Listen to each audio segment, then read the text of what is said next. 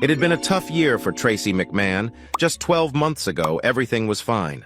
But when she turned 30, life's responsibilities started to feel too much.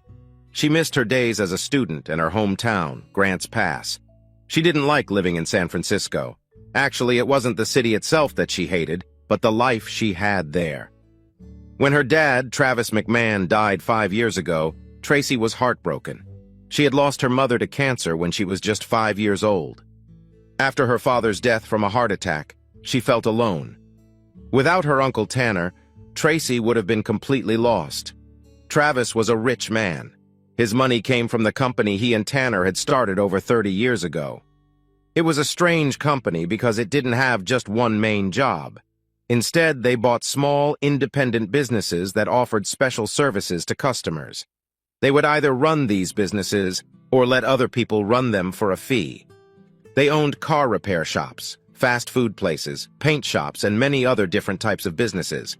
Because they were very smart, the brothers made hundreds of millions of dollars each year from this mix of businesses.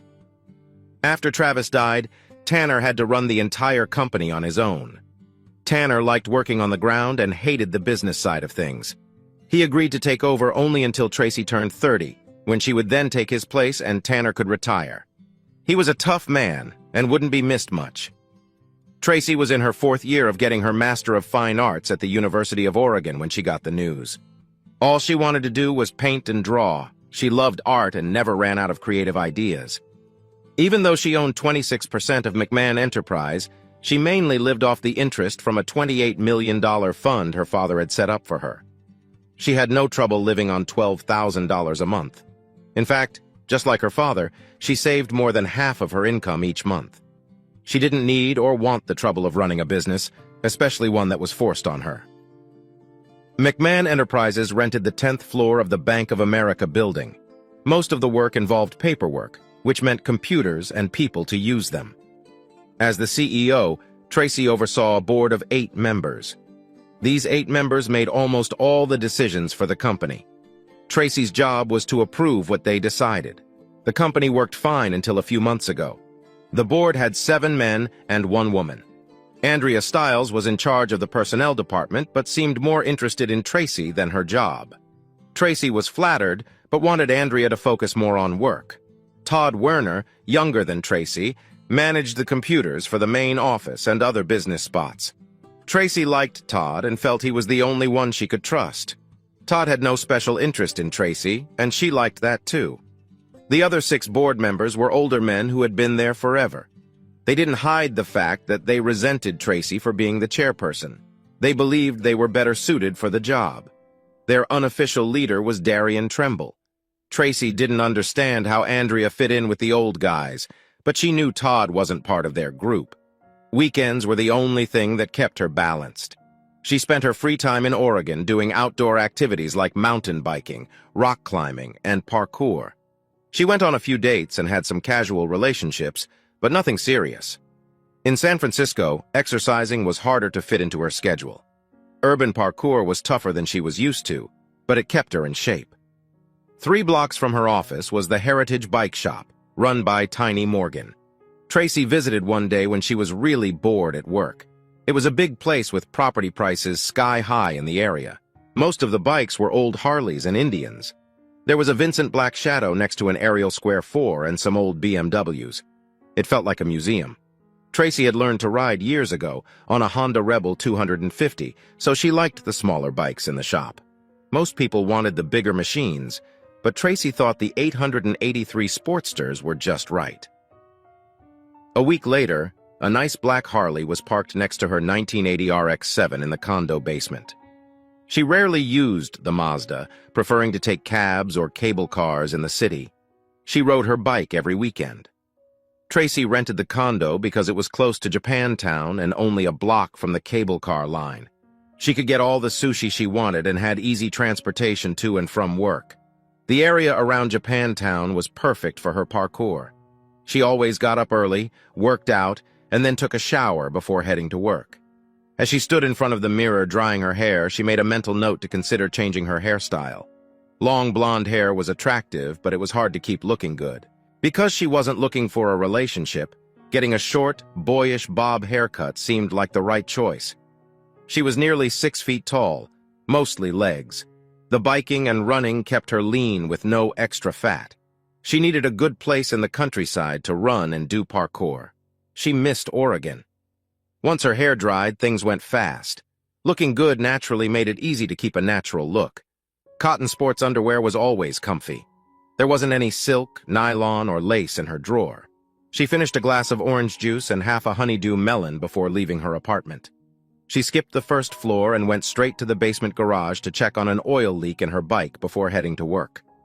It was still dripping, so she knew she'd need to visit the shop by the end of the week. 5 minutes later, she was riding down California Street towards the cable car. As she stepped off the cable car, Todd Warner grabbed her arm. "This way, hurry, come on, Miss McMahon, move it." It was clear Todd had something serious on his mind. She decided to follow him and see what was urgent. Todd was usually calm and serious, so this was out of character. The Stardust coffee shop was crowded at the counter, but the back was empty. Most of the early customers were grabbing their coffee to go. "Okay, are we safe now? Want to tell me what's going on, Todd?" "It's Tremble. He got a legal order or something to have you removed as chairman of the board. He and his pals have enough stock now to outvote you and take over the company. They've got legal papers saying you're not fit to run the company. There are people waiting at each of the 4 main doors and the parking garage entrance to serve you. They were even at your home this morning. How did you dodge them?" "I went out through the back garage. What happens when they give me the papers?" "That means you've been officially notified. You'd have to go to court and spend years and lots of money to fight it. By then it will be too late." "Too late for what?" "They plan to sell the company off in pieces. Some of the board members want to take over parts of it. I think Tremble is planning to keep all the transmission shops." "How much stock do they have?" "I'm not sure, but I heard 31% mentioned a few times." "They are probably right, Todd.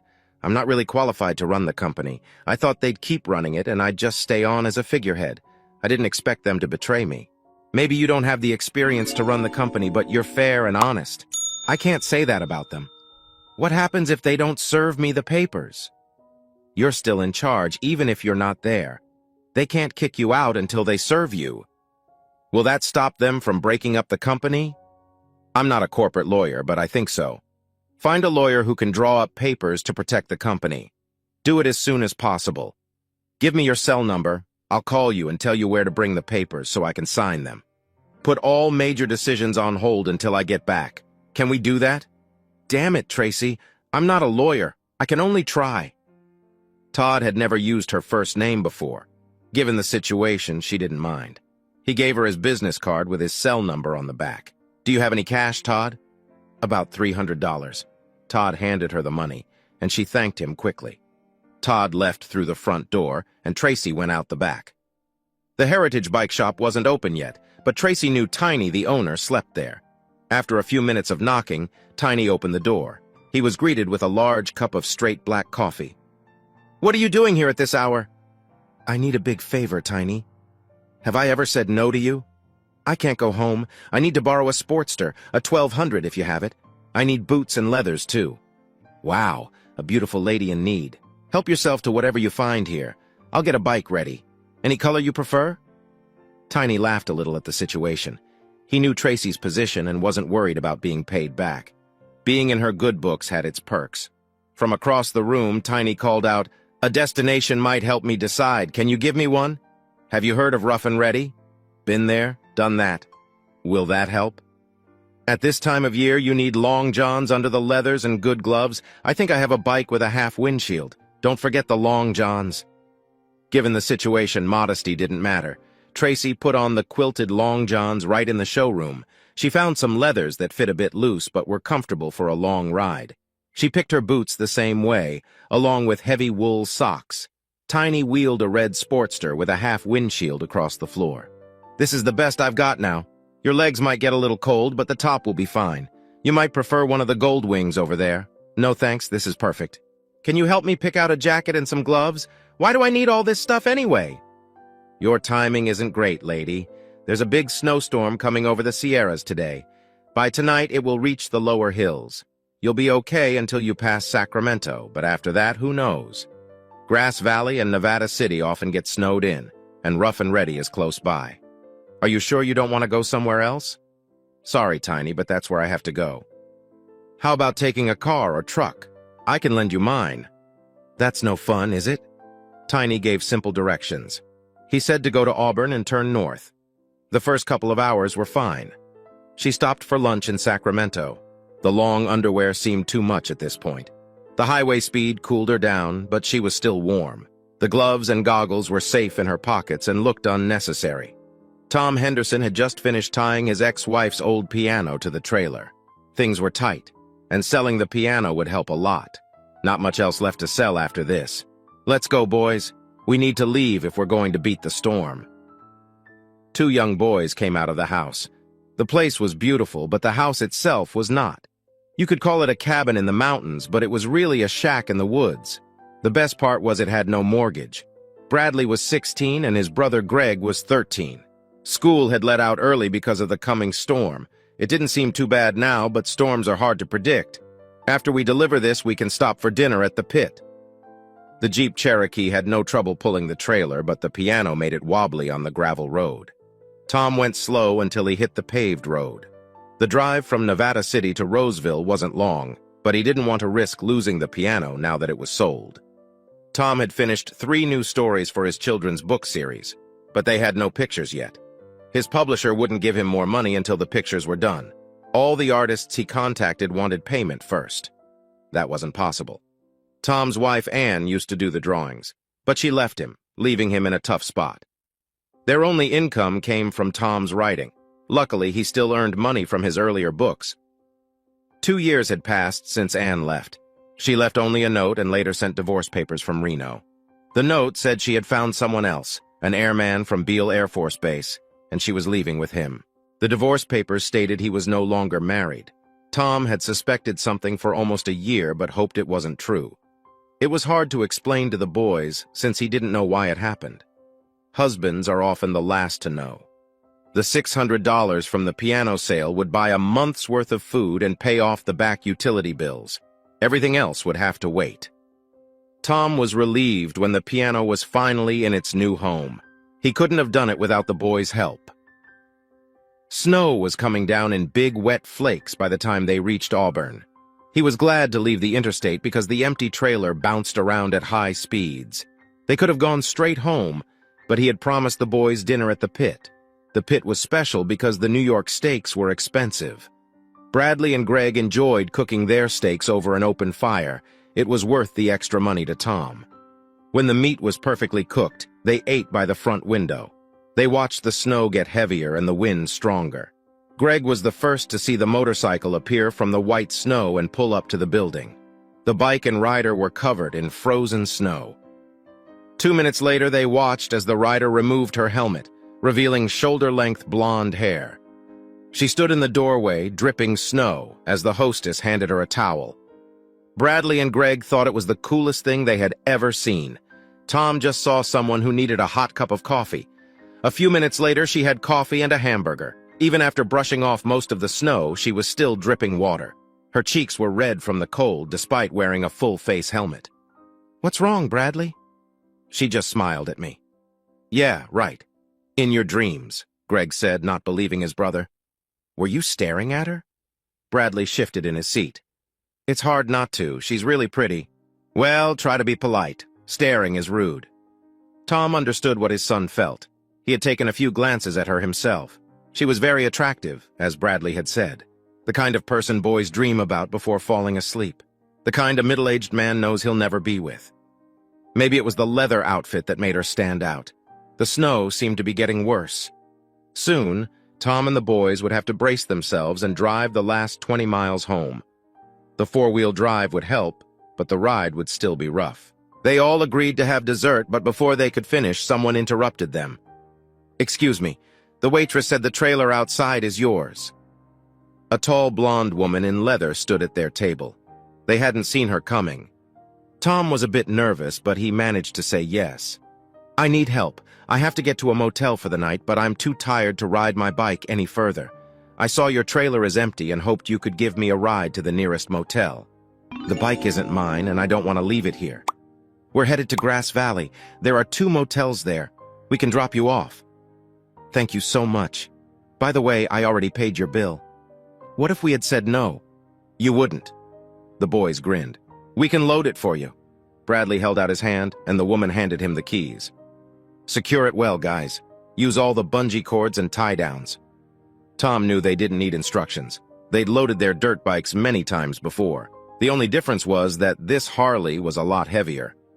She sat across from Tom. My name is Tracy. I chose a bad time to visit my uncle. She held out her hand, which Tom thought was unusual for a woman. Tom Henderson. The older boy is Bradley, and the younger one is Greg. Sorry if Bradley was staring earlier. It's fine. I thought I saw you looking too. You were quite a sight with all that snow and ice. Sorry if I made you feel awkward. Not at all. It actually helped me get your assistance. I'm a bit crafty like that. Tom laughed at her boldness. The waitress brought 2 coffees, and they watched the boys load the bike onto the trailer as if they had done it many times. The trailer was made for dirt bikes and ATVs, so securing the Harley was easy. 10 minutes later, the boys came in, and Bradley handed Tracy the keys. He seemed proud, and she noticed. Bradley, go warm up the Jeep so we can leave. By the time Tom and Tracy got to the car, Greg had cleared the snow from the windows, and the inside was warming up. Tracy quickly checked the bike's tie-downs before sitting in the front seat. She placed her helmet, with the goggles and gloves inside, on her lap. The roads in this area were usually clear, so no snowplows were around. By noon tomorrow, most of the snow would be gone, except in shaded areas. Tom drove carefully and avoided braking as much as possible. As expected, both motels had no vacancy signs. Tom pulled over. The snow was falling slower, but the flakes were bigger. Where were you trying to go? My uncle lives in Rough and Ready. I don't know exactly where, and I'm not even sure he's home. I don't have his phone number. I hoped someone there could help me find him.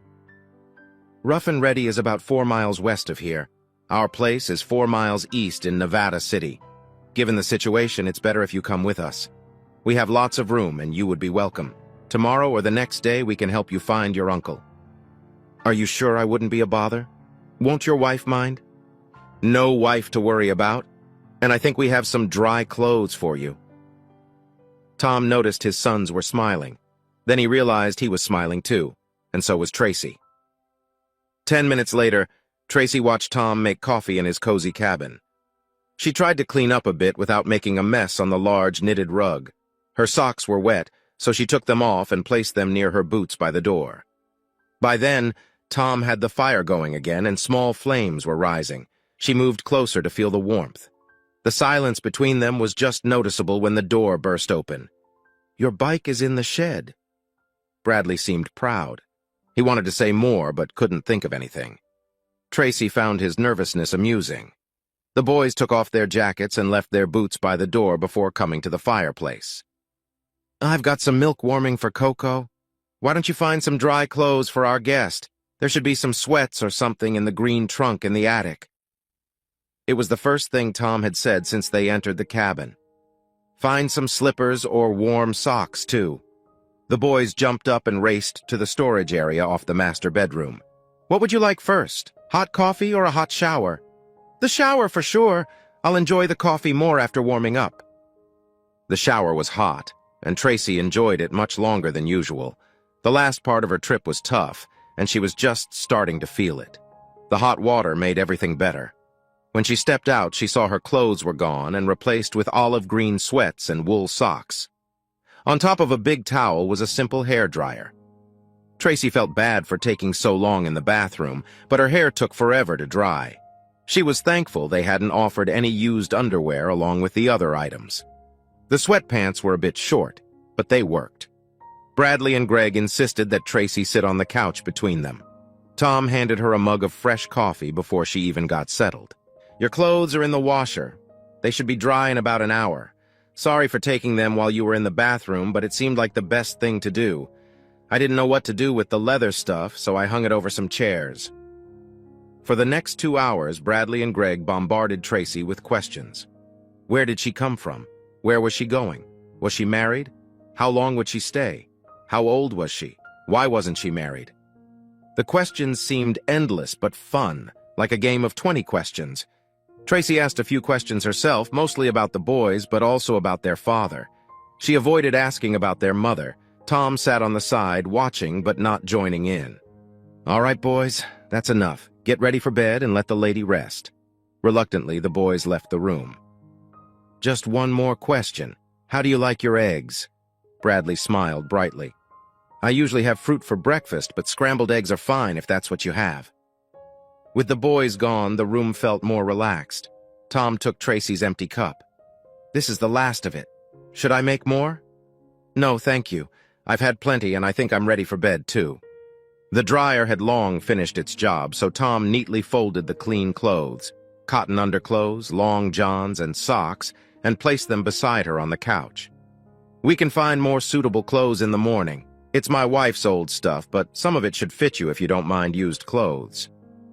I take it from the sweatpants that she wasn't very tall. Tom smiled at her remark and led her down the short hallway to the master bedroom. "I'll take the sofa. You get the bed after that ride." Tracy didn't argue. She smiled, said, "Good night," and closed the door. Waking up in a strange house always feels odd. Tracy felt the cold and dampness as she got out of bed. A musty smell lingered from the fire that had died out during the night. The welcoming aroma of freshly brewed coffee quickly replaced the musty smell. As she entered the living room, she noticed a new fire starting on top of the dead coals in the fireplace. She also saw the smiling faces of the 3 men at the pine kitchen table. She felt a bit shy, but also pleased by the attention. Tom placed a mug of coffee in front of her as Bradley set down half a cantaloupe at her designated seat. "Good morning," they all said in unison. Tracy smiled and nodded. "The melon is nice. I wasn't expecting it." Bradley got up early and went to the market to get it. He also got a honeydew just in case. Tom looked a little different this morning. His beard was gone, and he wore a freshly ironed flannel shirt. "I didn't think the stores would be open so early," Bradley chimed in proudly. "They weren't, but I went with the milk delivery man. Mr. Springer let me have the melons when I told him it was a special occasion." "That was clever, and I appreciate it." "I cleaned your Harley. I got all the dirt out and blew it clean with the air gun. It's ready to go if you need it," Greg added, happy to contribute. Tracy was just starting her breakfast when the school bus honked. The boys grabbed their bags, and as they headed out the door, Bradley turned. "You'll be here when we get home, right?" She just smiled and nodded yes. After the boys left, Tracy and Tom sat in silence. Tom ate an English muffin with honey. Tracy smiled to herself, amused by Tom's slight discomfort. She didn't want to seem pushy, but felt she should say something to make him feel better. "You mentioned you might have some other clothes for me? I'm not too eager to put that leather stuff back on." "No problem. I hope you don't mind wearing used clothes. They belong to my wife. Some might fit, but she was shorter than you. I washed everything before putting it away, so it's all clean." There was a storage room off the master bedroom. It was unheated but dry. Tom showed her 2 large trunks and left her to search through them. 20 minutes later, Tracy had an armful of clothes she could use. Tom seemed pleased she found anything at all. She still needed some practical shoes that fit. The snow was starting to melt. In a couple of hours, only small patches in the shaded areas would be left. "Tracy, I don't know your last name, and I don't feel right calling you by your first name without knowing you better. What do you prefer?" "Tracy is fine. My last name is McMahon." "Okay, Tracy it is." I answered to Tom. "Tom, I really appreciate all you and the guys have done, but I need to move on now. I'll return these clothes as soon as I can. Right now I need to find a place to stay. We can take the Jeep downtown and see what's available. We can also get you some shoes." Tom didn't really want her to leave. Anne's clothes fit Tracy just enough to be decent, but they didn't really suit her. Even though she looked a bit like a bag lady, Tom still thought she was pretty cute. Cute felt like the right word. If he thought of her as beautiful, he'd be too nervous to talk to her. She had to be cute for now. The sun was bright, and the sky clear as they walked to the car. It was a big change from the previous day. The bell-bottom jeans were a bit short, but since the waist was loose, it balanced out. The sweater covered her midsection, which she preferred. There was nothing wrong with her torso, but she felt better not showing it off. She was looking forward to getting new shoes. It was a short drive to town. "Are you sure you wouldn't be better off staying with us? The boys and I enjoy having you around."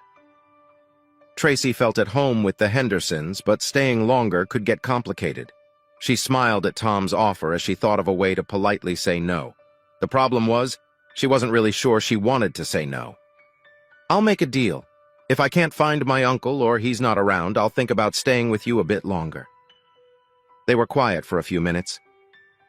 "I might take a while picking up some things.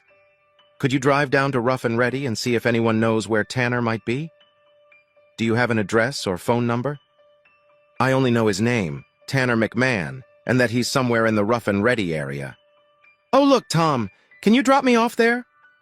The building was old, but the sign out front was new. Sierra Outfitters was exactly what Tracy needed. "Are you sure? The boys and I checked it out when it opened. They have good stuff, but it's expensive. Some guy from San Francisco took over the building about 6 months ago." As she jumped out of the Jeep, Tom waved and shouted, "I'll be back in about an hour, okay? Make it 2. The store was perfect. It was like Cabela's mixed with Land's End. Tracy felt at home. The selection was small, but exactly what she needed. "Good morning. Can I help you?" Tracy could tell this guy was from San Francisco. She wasn't one to stereotype, but this was obvious and a nice surprise. She wouldn't have to deal with someone who looked down on her. "I think I need a cart." "Hi, I'm Lance, and I'll be your personal cart." He held out his arms and smiled, but not in a snarky way. She liked Lance, but doubted it was his real name. Nobody names their kid Lance. "Okay, let's get started. First, I need some parkour shoes. I have a nice selection of Ariakis on the side wall. I'm sure we'll find something that works for you." That was the start of a fun shopping spree. By the time 2 hours passed, Tracy had a big pile of items. She had a complete wardrobe and some extras she couldn't resist. During that time, she got Lance to admit his real name was Brian. He moved from the city when his mom had a stroke. Brian's partner, a practical nurse, was helping take care of her while Brian ran the store. He missed his old life, but was glad to be home. The bill was over $4,000. Good stuff costs money. Tracy pulled out her American Express card, but stopped. If someone was looking for her, they could track her card usage. She hesitated before handing it over. "Is there a problem, Miss McMahon?" "You know who I am? Why didn't you say something?" "I didn't think it was needed or appropriate. If there's something wrong, I'd be glad to help." The offer to help was appreciated, but Tracy didn't know what kind of help she needed. She noticed Tom parking the Jeep and quickly looked for a solution. Before she could speak, Brian said, "You don't have to pay now. Take the things and pay me when it's convenient." "Are you sure? Miss McMahon, I trust you." "Are you almost done?" Tom asked with a smile, looking at the large pile of packages. "Would you mind taking these to the car while I pay for them?" "No problem." Tom grabbed an armload, but it would take several trips. When he was out of earshot, Tracy wrote a number on a piece of paper for Brian. "Call this guy in San Francisco and have him bring you $10,000 in cash as soon as possible. I'll pick it up here. Don't mention my name. Please don't tell anyone you saw me." Brian was intrigued, but flattered that Tracy trusted him. As she picked up some bundles, Brian handed her a business card. "I'm not trying to get into your business, but if you're trying to stay under the radar, I suggest a new hairstyle and dye job." The card was for a nearby beauty shop. "Your privacy is safe with me," he assured. Tracy gave him a silent thank you with a nod as she and Tom carried the last of their bags out. "I'm sorry. I got caught up in it. Your wife's clothes were nice, but these will fit better and won't remind you of her." Tom discovered where Tanner McMahon lived. Tanner was on a week-long trip to Mount Shasta for fishing. He loved the mountains and enjoyed catching brook trout. Tom got this info from the housekeeper, though he wasn't sure if she was telling the truth. After grabbing some burgers, they drove to Rough and Ready so Tracy could see for herself. Tom parked on a quiet road. About 100 yards away, up a hill, stood a big stone lodge partly hidden by pine trees. The gravel driveway up the hill was overgrown. It wasn't exactly welcoming, but it wasn't shut to the world either. As they walked closer, the house seemed even bigger. It was much larger than what one old man needed. Tracy smiled, finding it opposite of what she knew about Uncle Tanner. It was a lovely home. Before they reached the front porch, the door opened. A middle-aged woman came out wearing jeans and a flannel shirt, looking out of place with her gray hair and sturdy frame. "My goodness, it's Tracy McMahon. Tanner will be so happy to see you." Tracy didn't know this woman and was still figuring it out while they were led into the main room. "My friend said Tanner isn't here. Do you know when he will be back? Sit.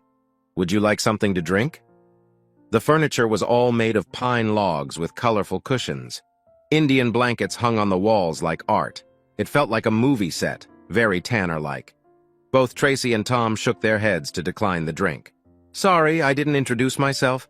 I am Sarah Weiser. I guess you could say I'm Tanner's life partner." "Life partner?" Sarah laughed and looked a bit embarrassed at Tracy's curiosity. "It's a long story. I cook, clean, do laundry, and keep him company in exchange for a place to stay." Tracy quickly understood and found it amusing. She was happy for Tanner and his new friend. "He talks about you all the time and shows off your pictures." Tracy felt a bit embarrassed, especially since Tom heard the comment. "Tanner left 4 days ago for fishing. He should be back soon." "Up at Mount Shasta?" "No, near Paxton. I say Mount Shasta because no one knows Paxton. Sorry." Sarah winked at Tom, who seemed to blush. "I assume he doesn't take a cell phone? You know him well. Leave me your number and I'll have him call you when he's back. Are you staying nearby?" Tracy wrote her cell number on a pad. Then she handed it to Tom. "Maybe your house number too?" She turned to Sarah. "I'll be staying with Mr. Henderson for a few days in Nevada City, so I'll be close." They all stood to leave, as if on cue. "I hope you and Mr. Henderson can join us for dinner when Tanner returns."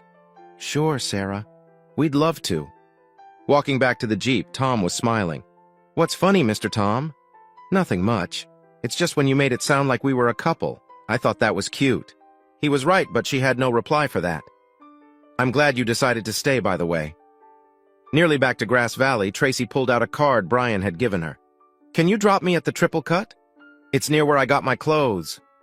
"I know the place. How long will you be?" "A couple of hours. Can I call you?" "Bradley will be home from school. I'll send him to pick you up. He'll like that." Bradley and Greg were waiting outside the Triple Cut when Tracy came out. At first, they didn't recognize her. It wasn't the new clothes, but the short haircut with a hint of red. She jumped into the front seat and buckled up.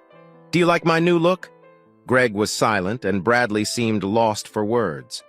"Before, you looked sort of stylish. Now you look more like a mom." "Is that good?" Greg finally spoke. "You look like a cool mom." "Thanks, not what I aimed for, but thanks." The roads were clean and dry on the ride back, but the ground was still mushy and slippery. Any outdoor activities would have to wait. Tracy hadn't spent much time with kids and didn't know how to start a conversation. She usually did well in social situations, but this was different. Tom Henderson was beside the cabin splitting wood. Piles of logs on one side and neatly stacked wood on the other. The three of them walked onto the porch. Bradley noticed Tracy's interest. "He's been like that since Mom left." "What do you mean?" She was curious about Tom's wife. "He has OCD, Greg said as he entered the cabin. Tracy and Bradley sat on the porch steps. "Greg and I used to split and stack all the firewood. One day after Mom left, Dad told us he would handle everything from now on. All we had to do was make sure there was dry wood by the fireplace. Some days he stays outside until it's dark, chopping wood. He doesn't even come inside for dinner. At first his hands got really bad blisters, but now they are tough and rough. He never seems to get tired. That's a lot of wood. There's 10 times more behind the cabin. We have enough wood to last 5 years, but he keeps going. We struggle to pay bills sometimes, but he still gets more truckloads of logs delivered." That's a lot of anger. She saw a connection between the chopped wood and Tom's anger towards his wife. Tom saw Bradley and Tracy sitting on the porch.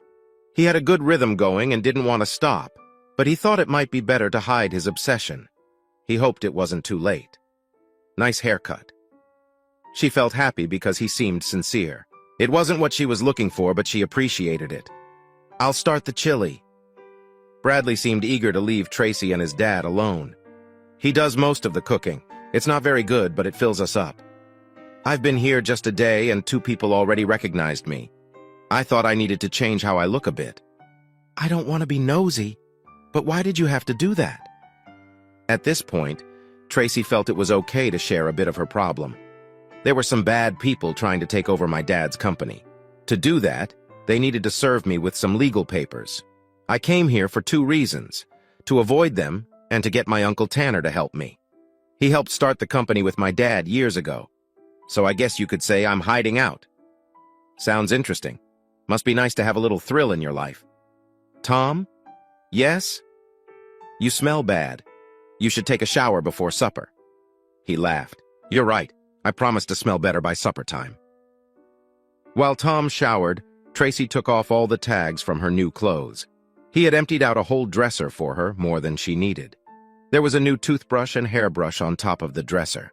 She felt welcome. The best part of the evening came after supper from Greg. You said last night that you were a trasseuse.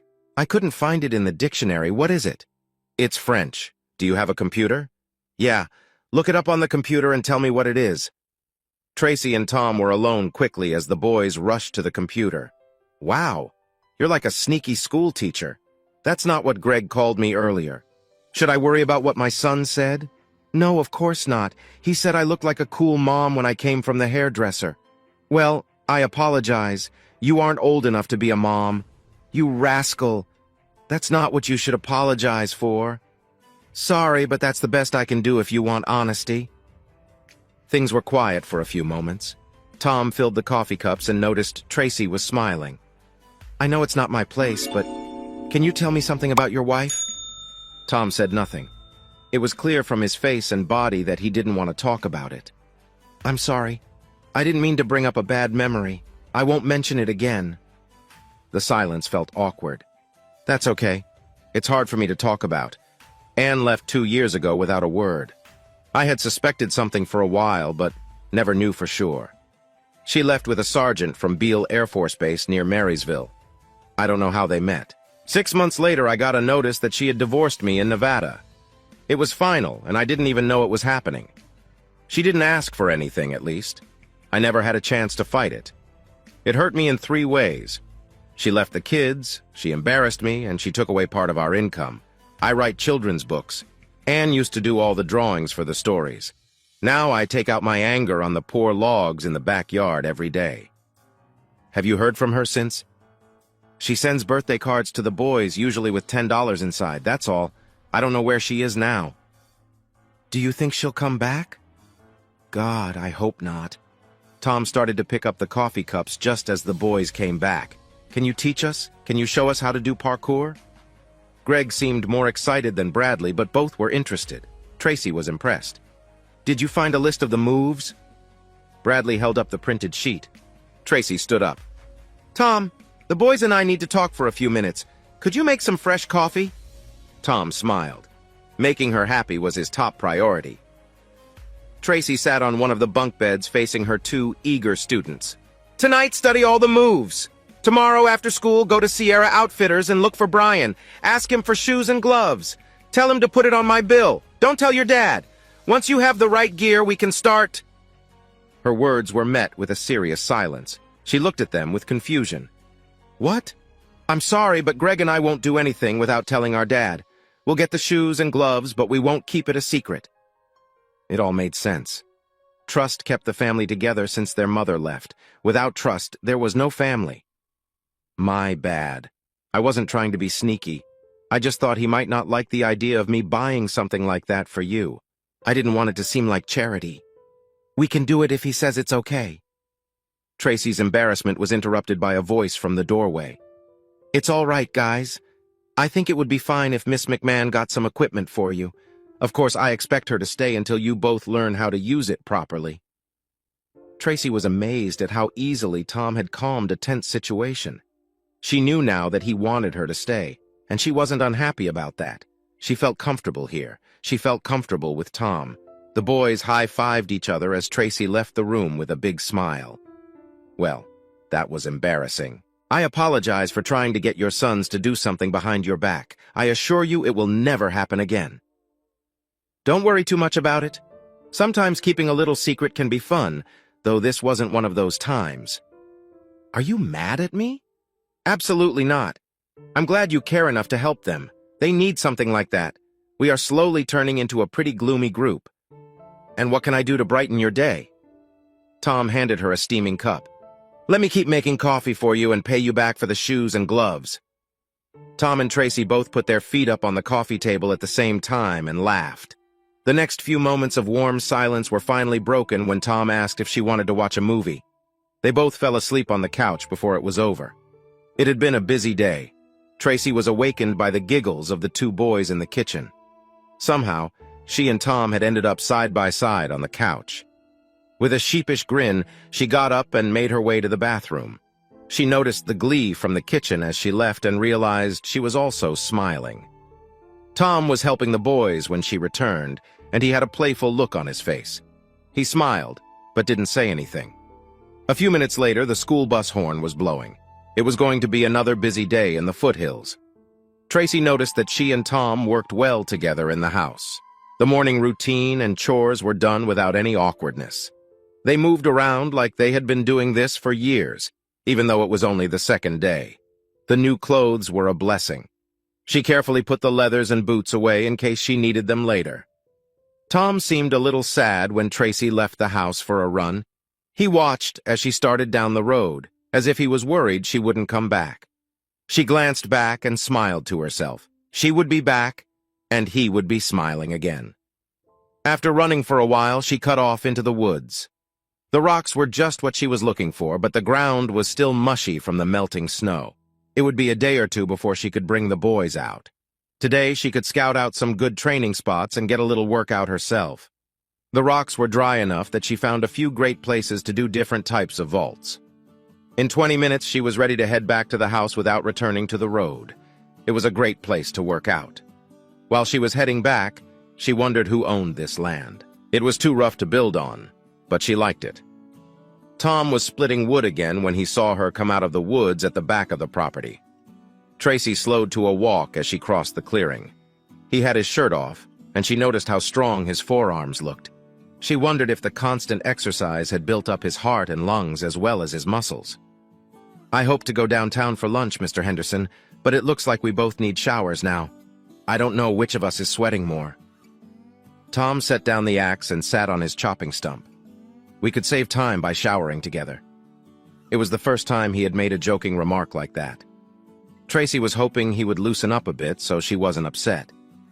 "If we did that, I'm afraid we'd never get to town." She started towards the house, then turned with a little smile.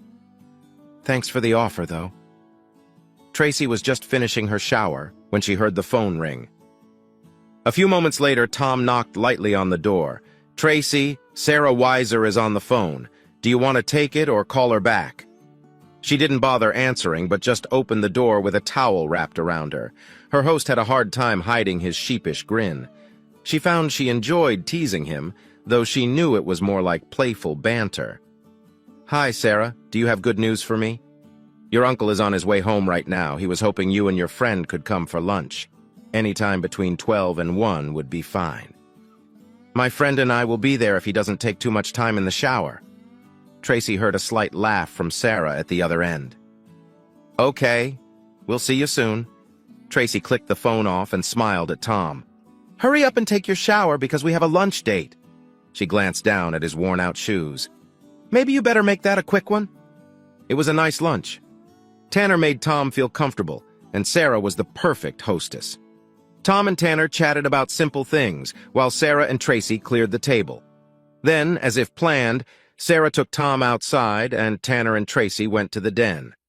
For the next hour, Tom got a complete tour of the McMahon property.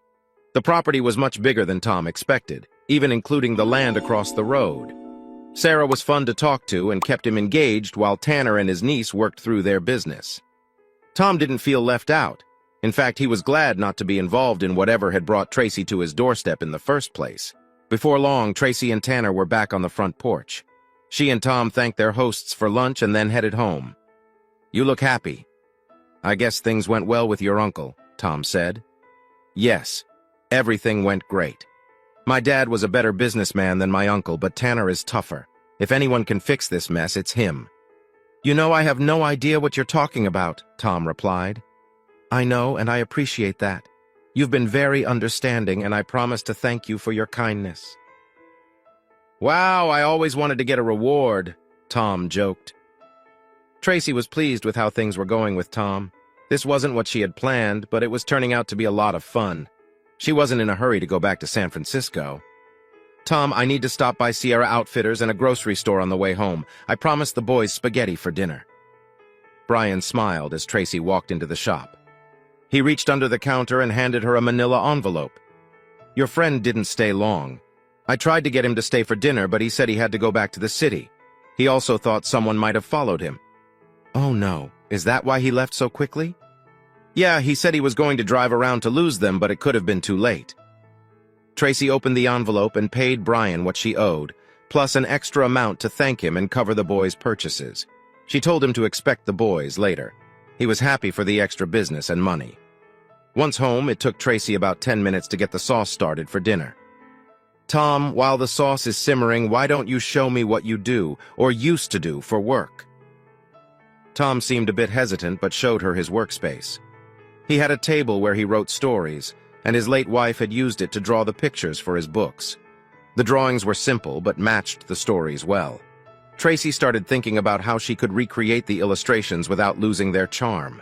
She had all the materials she needed, and anything missing could be found nearby. The problem was how to suggest this to Tom without upsetting him. Would he be open to her help or get mad at the idea? Tom noticed Tracy was studying the drawings, not just looking at them. She seemed to know a lot about art, and he started to feel excited about her interest. You know something about art, don't you? He asked. It was an opportunity for Tracy. Yes, a little, she said, not wanting to give too much away. Everything you need is right here. If you want to try it out, I can leave you alone for a while. I have some wood to chop. Maybe I should read one of the books first. Tracy wanted to sit on the porch and read, but decided to stay inside. Tom's constant wood chopping outside was distracting. She needed to find a way to make him stop without directly addressing it. 30 minutes later, she went back to the workroom. She tried to ignore the sound of the axe as she practiced the skills needed to make good illustrations for the books. If she was to start drawing for his stories, the wood chopping had to stop.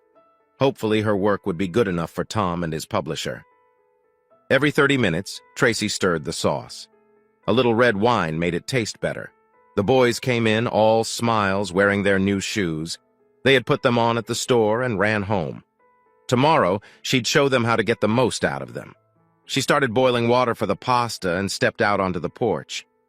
You should take another shower if you want to enjoy my spaghetti, she said. She realized she sounded like a wife. This was new for her, but something she felt she could get used to. Tom smiled, picked up his shirt, and walked towards the house. He thought he could get to enjoy this. The evening got quiet after the boys went to bed. A cold bottle of wine that Tom brought out was slowly disappearing. As they both stared into the fire, Tracy spoke first. Tom, I need to understand why you chop wood all the time. I'm not prying, but it seems very important to you. I'm not sure. I can't afford professional help, and honestly, I don't think I need it. It's not a compulsion. The boys joke about it, but I think I can stop any time. I'm just really angry about what Anne did to us. That's all I think about when I'm swinging that axe. I don't want revenge, but some closure would be nice. Is there anything I can do to help? Tracy asked. Tom smiled at her as he thought about her question. Yesterday, I spent more time thinking about you than I did thinking about Anne. That's good, right? I don't know. Most of the time, I was thinking about us taking a shower together. I might be replacing my anger with another feeling. Tracy laughed and had to put down her wine glass. Now you're trying to blame it on me. That's not fair. If I drink any more wine, I'll have to go outside and start splitting logs again. Okay, I get it. She took the glass from his hand, put it on the table, and walked to the bedroom. I hoped to do this when the boys weren't home, but you're being such a pain. We'll have to risk it now.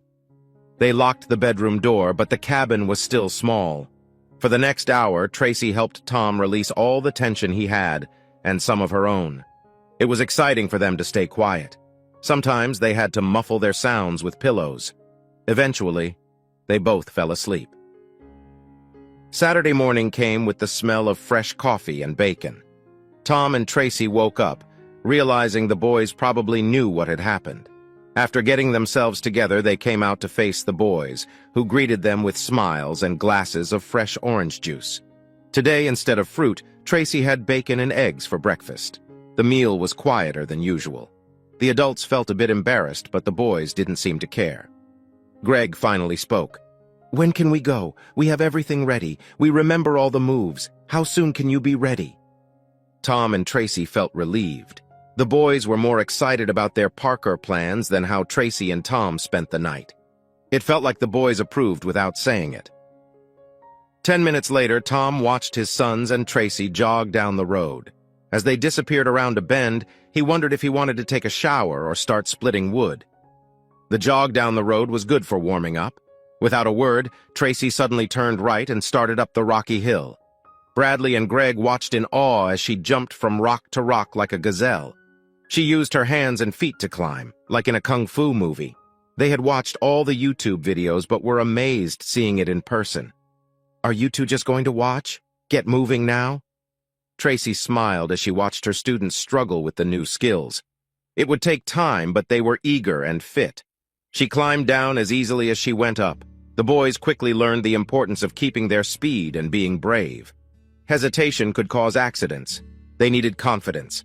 Some exercises required special obstacles, so today they could only practice the moves suitable for this area.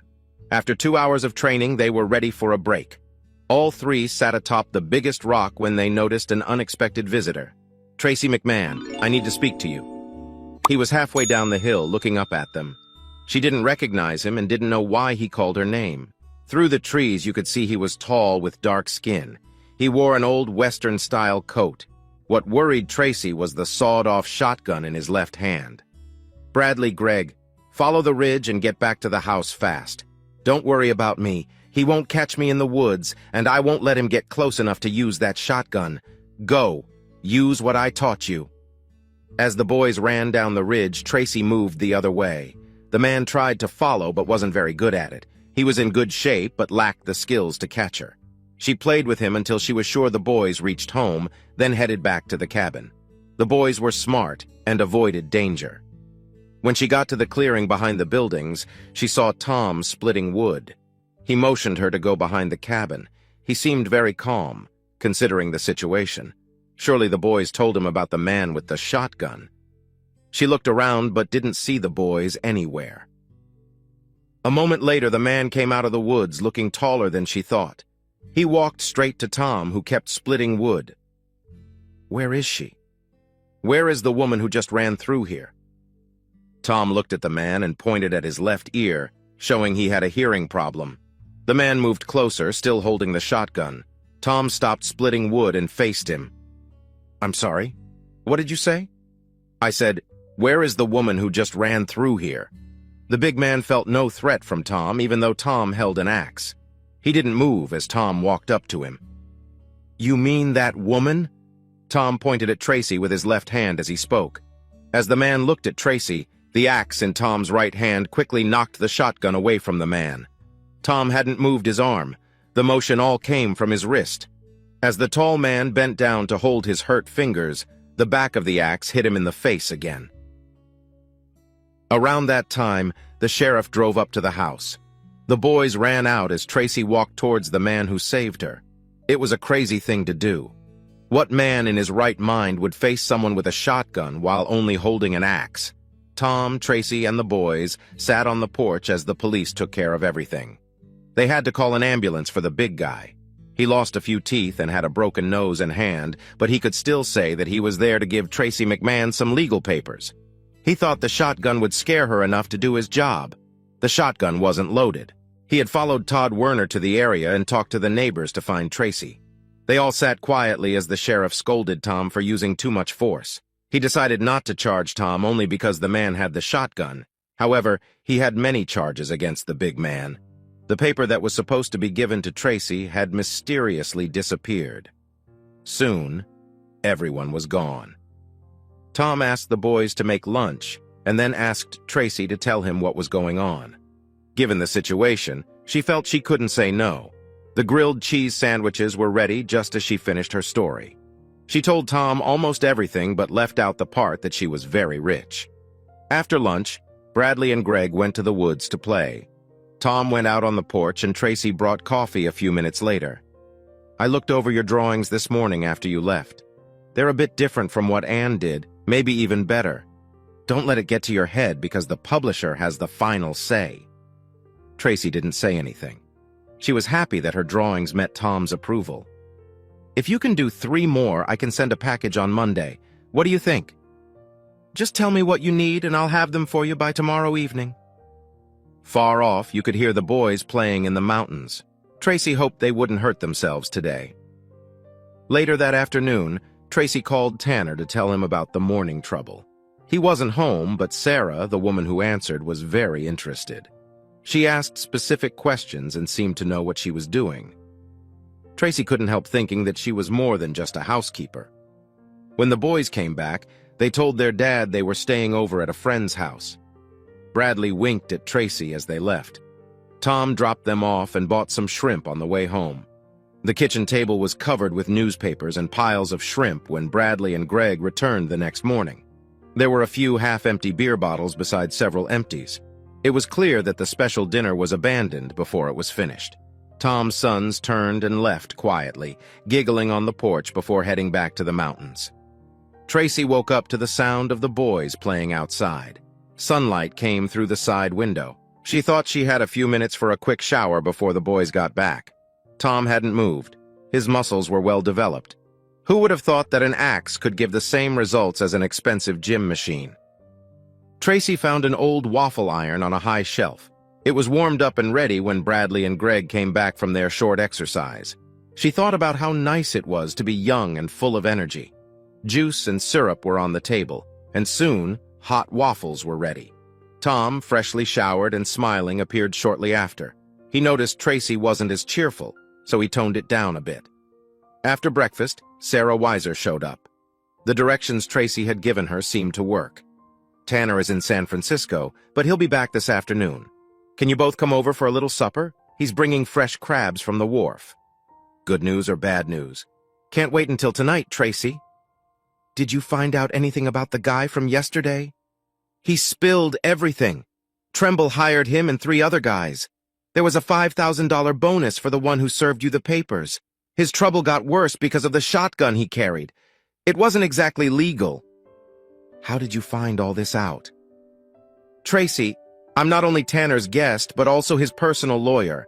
I showed my ID and told the local cops I was there to help your visitor. Heck, I didn't even know his name when I walked in, but nobody asked. I left after 10 minutes, and they never knew why I was really there." "You're Tanner's lawyer?" "I've been for 20 years. By the way, I'll have some papers for you to sign this evening." "You never told me what Tanner found out in San Francisco." "You're right. Tanner always said you were sharp." Tom and Tracy waved as Sarah walked back to her car. "Tracy, she never gave you an answer." "You noticed that too. You're getting smart since you met me." Tom spent the afternoon working on the Jeep, while Tracy finished the drawings that were still needed. She was glad he wasn't splitting wood. The boys were gone most of the time, so things stayed quiet. The biggest decision of the night was what kind of pizza to order and which pay-for-view movie to watch. Tracy watched with amusement as the 2 teenagers argued about it. Before heading to Tanner's house, Tom packed the manuscript and illustrations for the new book into a mailer. It was ready to be sent first thing in the morning. Now he needed to think of a way to thank his new assistant. The highlight of the evening at Uncle Tanner's was seeing Tom struggle with the boiled crabs. He watched how everyone else at the table handled them and then gave it a try with determination. In the end, he managed, and she found his approach to new situations quite entertaining.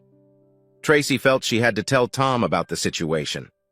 Tom stayed through about half of the long conversation, then finally excused himself. He spent the rest of the evening on the porch, looking at the stars. Sarah brought him fresh coffee and a warm smile. He couldn't decide which was worse, the legal talk or the business talk. Sadly, Tracy had to sit through the whole thing. Uncle Tanner quickly understood the situation. There were a few options to fix it, and Tracy easily picked one.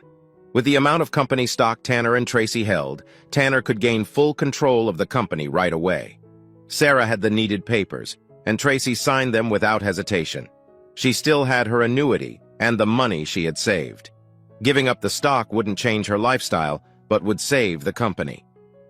Tanner and Sarah were moving to San Francisco for a while. Tracy asked if she and Tom could stay at the lodge. Now she just needed to convince Tom that moving there was a good idea. Tom loved the cabin, but it had some sad memories for him. Maybe the change would help. She was sure Bradley and Greg would be thrilled about it. "Hey, wake up, sleepyhead." Tom had fallen asleep, even though the Adirondack chair was very uncomfortable. "Sorry, I guess we're ready to go, right?" "Right. I'm sorry for the boring evening." Tracy and Tom said their goodbyes and started back to the cabin. "Did everything go okay?" "Mostly. There's one small problem and I need your help. I'm not sure how I can help, but I'm here for you." "Tanner and Sarah are moving back to San Francisco for a while. They need someone to stay at the lodge. I told them we could do it." Tom didn't respond immediately. "I thought you were only staying until your problem was solved. Does this mean you'll stay longer?" "I will if you can help me. I can't manage the big place alone. I'm sure I can do it if you and the boys help. Will you do it?" The inside of the Jeep was dark, but she could see his smile from the headlights of passing cars. Her worry was for nothing. All she had to do now was wait for Uncle Tanner to move out. Bradley and Greg were still up when they got back. They hadn't seen the lodge, but were excited about moving. It meant Tracy would stay, and that was more important than a new house. Tom and Tracy excused themselves and went to bed. She saw the boys giving each other a high five. She didn't feel entirely comfortable just yet, but they no longer had to hide that they were a couple. Tracy got up before the boys and made breakfast. They asked 100 questions about the new house. They would each have their own bedroom and high-speed internet. What more could a boy want? Tom came out just as they left for school. He ignored Bradley's teasing wink. Tom left just before the post office opened. Tracy was surprised when the landline phone started ringing. It was rare for that phone to ring. "Hello, Henderson residence, can I help you?" It sounded old-fashioned, but she didn't know what else to say. There was silence on the other end. She was about to hang up when a quiet voice spoke. "This is Ann Henderson calling. Who are you?" This was the worst-case scenario. Of all the people who could have called, why did it have to be her? More importantly, why was she calling? Tracy's thoughts raced. It had to be one of two things. Either she needed money or she was coming back. The money part didn't bother Tracy. Ann's possible return did. "I'm the housekeeper. And who are you again?" Another pause, as if Ann was struggling to answer. "I'm Mrs. Henderson, Tom's wife." "Oh, I'm sorry. I thought Mr. Henderson was divorced. I wonder why he lied to me about that." "I don't think he really lied. I sent him divorce papers a few years ago, but they were from Nevada and not actually legal. We're still married." "Why would you send fake divorce papers?" "That wasn't my intention. I just didn't do it properly, so the divorce isn't valid." "Why would you do that?" The long pause showed she was having a hard time coming up with a good answer again. "I'm sorry, but that's none of your business. Can I speak to Tom?"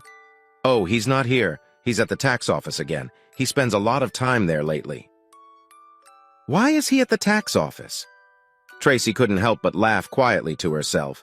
Tom was in trouble. He was behind on his taxes for 2 years, both state and federal. He hadn't paid property taxes for 3 years, state and county. His credit cards were maxed out and he owed money to his publisher for a book he never finished. Jail time seemed likely. "I can't believe it. Tom was always so reliable. What happened?" "You left him and everything fell apart." "How could you ask such a silly question?" There was silence. Tracy waited a moment. "Hello? Are you still there?" "Yes, I'm still here." "What did you want anyway? Maybe I can help?" "I have a small problem. I was hoping he could send me money for a plane ticket to come home." "Can't your boyfriend help you?" There was no answer. "What do you mean by home?" A short pause. "I don't want to talk to you anymore. I'll call back when Tom is there." The timing of the phone call was too coincidental, and it bothered her. Tracy waited on the porch for Tom to come back from town. She told him about the call from Ann. He didn't say anything. A few minutes later, Tom called the phone company and canceled the landline service. He unplugged the phone and threw it into the closet. He asked her not to mention the call to the boys. Then he went outside to split wood. Tracy felt frustrated. Just when she thought things were getting better, One phone call messed it all up. Why did Anne choose now to call? It only took her about 10 minutes to find the divorce papers in Tom's file cabinet. She knew she shouldn't be looking through his private things, but she felt this needed to be dealt with. 10 minutes later, she was on her way to see Sarah on her bike. Tom saw her leave but didn't try to stop her. She was gone less than an hour. When she got back, she stopped and looked at Tom from the porch before going inside. She was determined not to let Anne get him back. Tom stopped splitting wood when Tracy called him for lunch. The hot sandwich and beer seemed to calm him down. They didn't talk until the meal was over. I need a new story to illustrate. You said you had several ready. Can you get one for me so I can start? Let me take a shower first, then I'll handle it. By the way, will we need firewood at the new place? The lodge has an oil furnace. We only need wood for the fireplace, not for heating. Tom paused for a moment and finished his beer. I think I want to sell most of the wood behind the house. People have asked about it. I don't think I want to split wood ever again. Tracy watched as he walked towards the shower. Maybe the call from Anne wasn't a bad thing after all. 3 days later, things were going well. Tanner and Sarah went to San Francisco and were staying at Tracy's place until they found their own. Tom had sold all the firewood. The buyer even moved and stacked 2 loads at the lodge. Tom left all the furniture at the cabin since the lodge was fully furnished. The boys had to switch schools, but they didn't mind much. In less than a week, Tom had the cabin rented for a year. Tom's publisher was thrilled with his recent book and Tracy's illustrations. She couldn't finish the new pictures because of the move, but promised Tom she would have them done within a week. Tom was already working on a new book. Things were looking good. The next Saturday was for a road trip. They all headed to the city. Tanner said it was safe to return. The bike was on the trailer, so Tracy could return it to Tiny and settle things. Her other bike would come back with them. Tracy let Bradley drive the RX-7 back to the lodge, but only if she was in the passenger seat. Greg was upset about being left out, but she promised to make it up to him later. Tom and the boys were impressed by the condo. Tom realized there was more to Tracy than he thought. He was afraid to ask about it, though. The trip wasn't just for fun. While Tanner and Tracy talked business, Sarah took Tom and the boys to Japantown for lunch. They enjoyed picking sushi from the little boats floating by. Tom didn't enjoy it much because he worried about the prices. He relaxed when Sarah told him it was Tanner's treat. Uncle Tanner's sudden appearance at the company caused chaos. Darian Tremble was fired and escorted out by marshals. The rest of the group, except for Todd and Andrea, were given until the end of the day to clear their desks. Andrea had a list of replacements for Tanner to interview on Monday. Tracy was relieved that Andrea wasn't part of the trouble. Tanner also told Tracy that he and Sarah weren't coming back to Rough and Ready, and the lodge was now hers, free and clear. Sarah secretly handed Tracy a package. By 3 o'clock, the Henderson family and Tracy were ready to head back. Tracy prayed as Bradley pulled out with the car. Tom followed with the trailer. Tracy smiled at the situation and decided to give Bradley a break. She quickly called Tom and told him to meet them at the pit. Okay, Bradley, go for it. If you get a ticket, you're paying. The car moved away from the Jeep so quietly you could barely hear it. She usually didn't let Bradley drive like this. But today, she was in a good mood. Tracy let him drive the RX-7 fast until they were about 10 miles from Sacramento. By the time they got to the pit, Bradley was driving normally again. 20 minutes later, Tom and Greg arrived. Tom gave Tracy a small frown, but then smiled as they walked in for an early supper. The next 3 weeks felt like a dream. Tom's new book was going well, and Tracy was getting better at drawing. The boys' grades were improving with Tracy's help, and Bradley had his first serious girlfriend. Tracy also had time to practice parkour several times a week, sometimes alone and sometimes with Bradley and Greg. Tom no longer had to split wood. Then, on a Tuesday morning, she showed up. Hi. My name is Anne Henderson. I understand Tom lives here now. I went to his old place first. She was about 5 feet 2 inches tall. Her hair was shoulder length and a messy blonde. She looked like she needed grooming and makeup. Tom's not here right now, Mrs. Henderson. Can I help you with something? And who are you? I'm the housekeeper. I think we have spoken before. Tracy didn't invite her in. They stood on the porch waiting for the other to speak. Will he be back soon? He's in Sacramento. He'll be back after 3. Are the boys here? They're at school. They won't be home until 3:30. The pauses in their conversation were frustrating. Don't you want to tell me why you're here? I just want to get back with my family. I made a big mistake, and now I want to fix it. I need to talk to Tom. He'll understand. Why do you think that? We are still legally married. We are still a family. The boys need a mother and Tom needs a wife. They needed a mother 2 years ago. Where were you then? Like I said, I made a mistake. I'm here now to fix things. You can't fix anything if you keep lying. Who are you to say I'm lying? You have no right. Tracy glared at her and went inside. She came back with an envelope Sarah had given her. Let's try this one more time, Mrs. Henderson. If you lie to me again, you'll be off this property so fast you won't know what happened. Anne stood still, not saying a word. What happened to the man you ran away with? Where is he now, and why aren't you with him? Anne tried to stand tall before answering. He was moved to Thailand and didn't take me with him. He left me in Baltimore with no money and no job. I didn't know what to do. So you decided to come back to the man you left and lie to him? I made a mistake when I left. He will take me back. He has to. Tracy pulled a document from the envelope. Do you see this report? It's from the Washoe County Courthouse in Nevada. It says your divorce from Tom Henderson is legal. You are no longer married to him. It's over. Do you understand?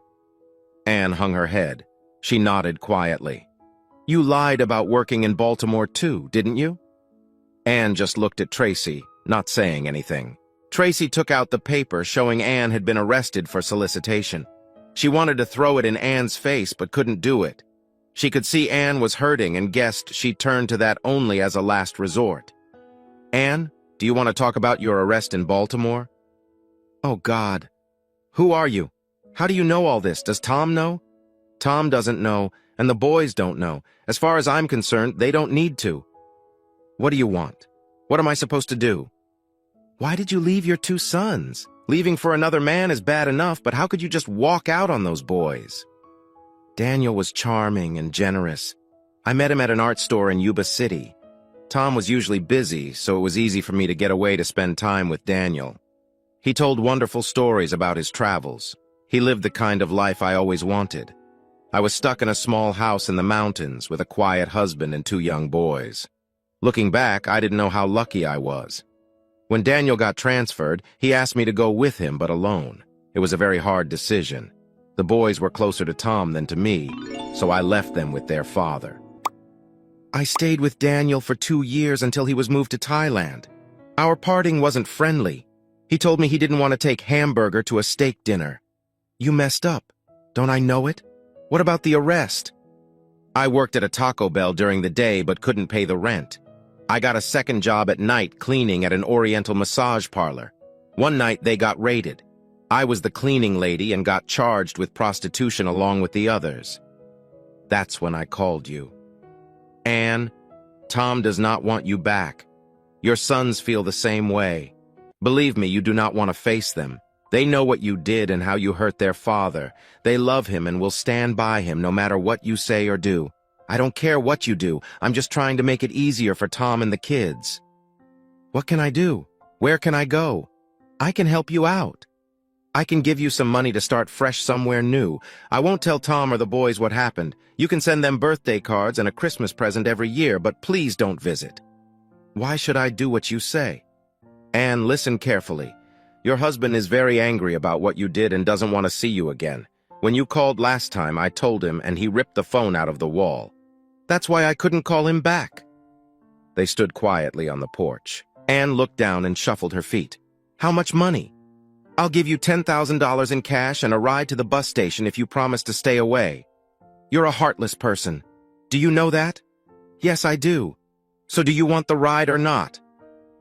2 hours later, Tracy watched as Tom drove up the driveway in a new Subaru Outback wagon. She grabbed a couple of cold beers while he parked in front of the lodge. What took so long? They put the wrong hitch on. I had to wait for them to fix it. Do you like it? They both sat on the porch rockers, feet up on the railing. Of course I do. What's not to like? He opened his beer and smiled at his benefactor. Your wife was here today. Is she coming back? Tom asked, taking a big sip of his beer. I don't think so. Good. The silence that followed felt like a sigh of relief. Tom, did you read the papers in that folder Sarah gave me? He finished his beer and crushed the can. Yes, I did. Tracy stood up and took the empty can from his hand. We have time for a quick shower before the boys get home from school. Want to join me? Tom smiled and took her hand as they walked into the lodge. Life has days where nothing seems to go right. You know the ones. You wake up, realize you overslept, rush out the door, and the day just keeps getting worse. My day started like that, then got much worse. Jillian and I had been married for almost 5 years. We met at a friend's barbecue and hit it off. Jillian had just ended a long-term relationship, and friends thought I might be a good match for her. At first, I was cautious. I didn't want to be a rebound. But over the months, we grew close. After 6 months, I asked her out. 2 years later, I proposed, and she said yes. I was thrilled, and until tonight, I thought I couldn't love anyone more than I loved Jillian. Greg, Jillian called out while I was shining my shoes for our evening out. Should I wear the black or beige heels? That's me, Gregory Other, a good guy and a hard-working accountant with my own practice. Tonight I feel like the biggest fool ever. You look great in both, I said, but the black heels make your legs look amazing. Jillian loved dressing up, but she often struggled with fashion. She'd ask for my advice, and I'd help her look her best. It was one of the things I loved about her. Aside from a bad start, my day at work was tough. We were auditing a big company, and they kept giving us wrong information. Some of it was honest mistakes, but other things were odd. People were trying to expense visits to shady clubs and even drugs as business costs. I was tired and frustrated. Jillian had been excited all week about tonight's reunion. I was annoyed that she didn't notice how tired I was. Usually she would listen and support me, but this week she seemed too focused on the event, making me feel ignored. Tonight was her high school reunion. Not an official school event, but something her classmates arranged at a restaurant and later at a club. I had gone with her last year, and although I got some strange looks, I had fun. This year, after my difficult week, I wasn't as excited. Still, I put on my best suit and tried to be supportive. When we arrived at the restaurant, Jillian was quickly surrounded by her friends, leaving me alone. We sat with our friends, Lena and Mark, who had introduced us. Jillian was her usual happy self, but barely spoke to me. Lena and Mark kept giving me odd looks.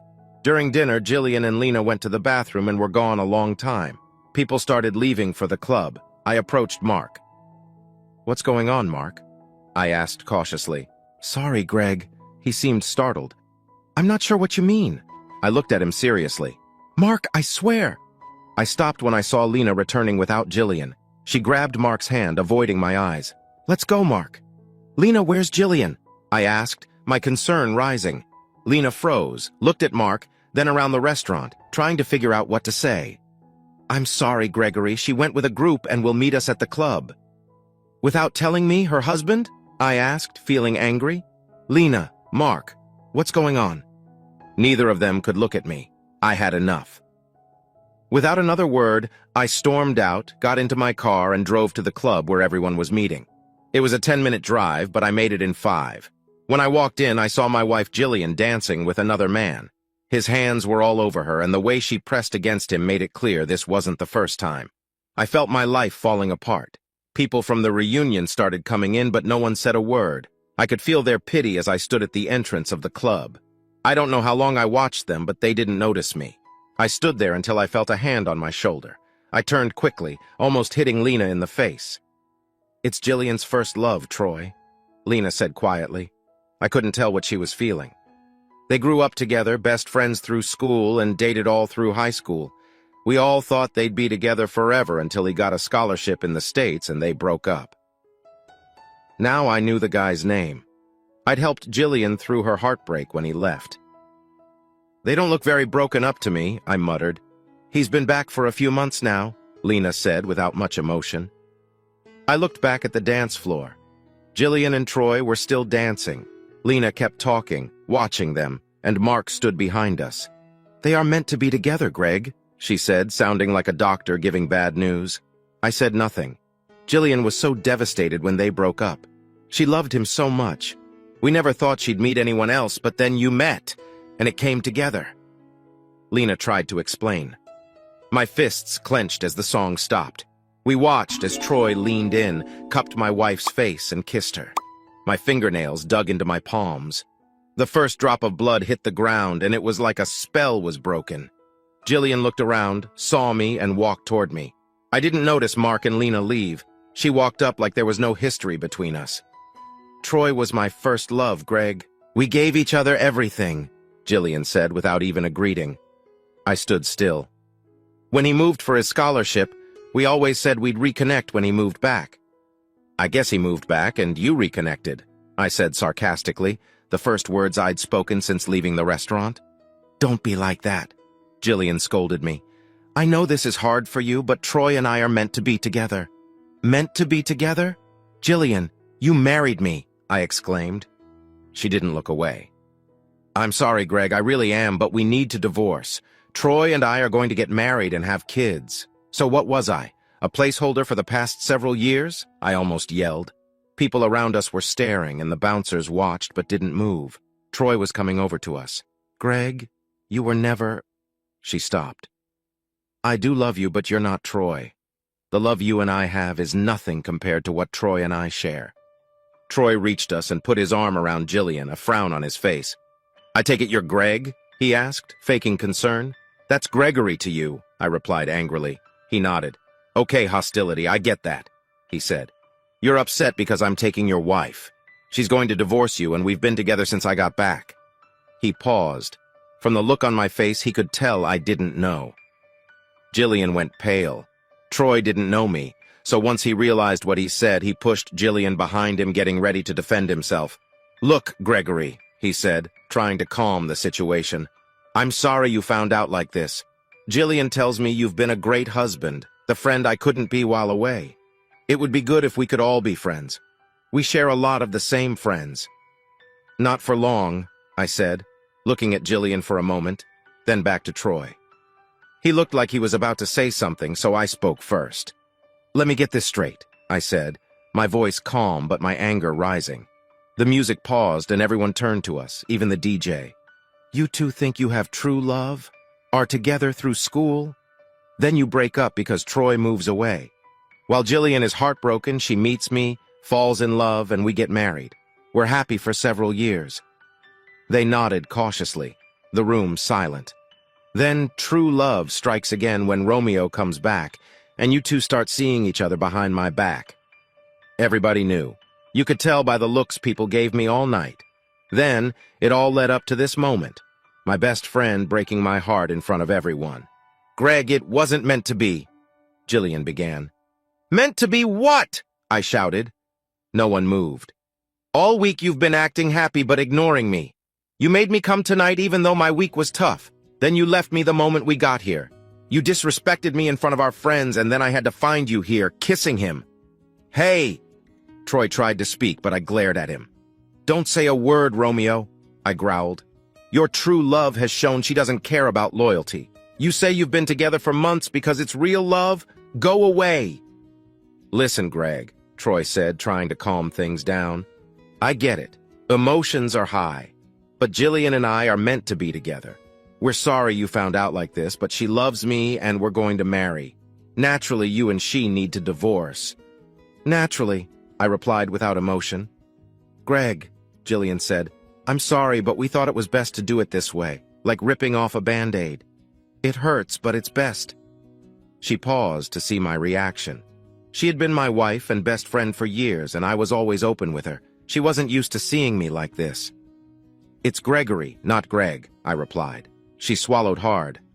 Gregory, she said. I know it hurts now, but it's for the best. We're young. You'll find someone else. My eye twitched. She looked even more nervous. The room stayed silent. Troy must have noticed because he cleared his throat. Gregory, this is a lot to take. I think it's best if you leave. Everyone here knows Jillian and I are meant to be together. You'd just be in the way. I smiled. Half the room looked puzzled. On that, we agree. He smiled back, thinking I understood. Good. Now it's all out in the open. Jillian and I will stay away from your place over the weekend so you can move out. Move out? I asked, tilting my head. Troy swallowed. Well, it's Jillian's house, too. I see, I said, narrowing my eyes. Greg, Ori, my soon-to-be ex-wife said, tripping over my full name. We thought it'd be easier for you to move. The house is great for Troy and me to start a family. It's too big for you alone, so we'll sort something out. I see, I said again, my last word sounding like a hiss. For a moment, no one spoke. The DJ must have thought it was a good time to start the music if there wasn't going to be a fight. As the music began, no one danced. Everyone stayed focused on us. Troy spoke loudly over the music. I'm sorry, Gregory, but that's how it is. No hard feelings. He stuck out his hand. I looked at his hand, then into his eyes. The look made him pull back his hand quickly. If he could see inside my mind, he'd see me imagining cutting off that hand and putting it somewhere painful. I decided it was time to go, so I turned and walked out. No one stopped me. The two bouncers at the door stood aside. As the doors closed and the noise faded, one of the bouncers asked, "You okay, man?" "No, but who would be after that?" I muttered. "You know," the other bouncer said, "if you wanted to go back and hit that guy, we could wait a few minutes before stopping you."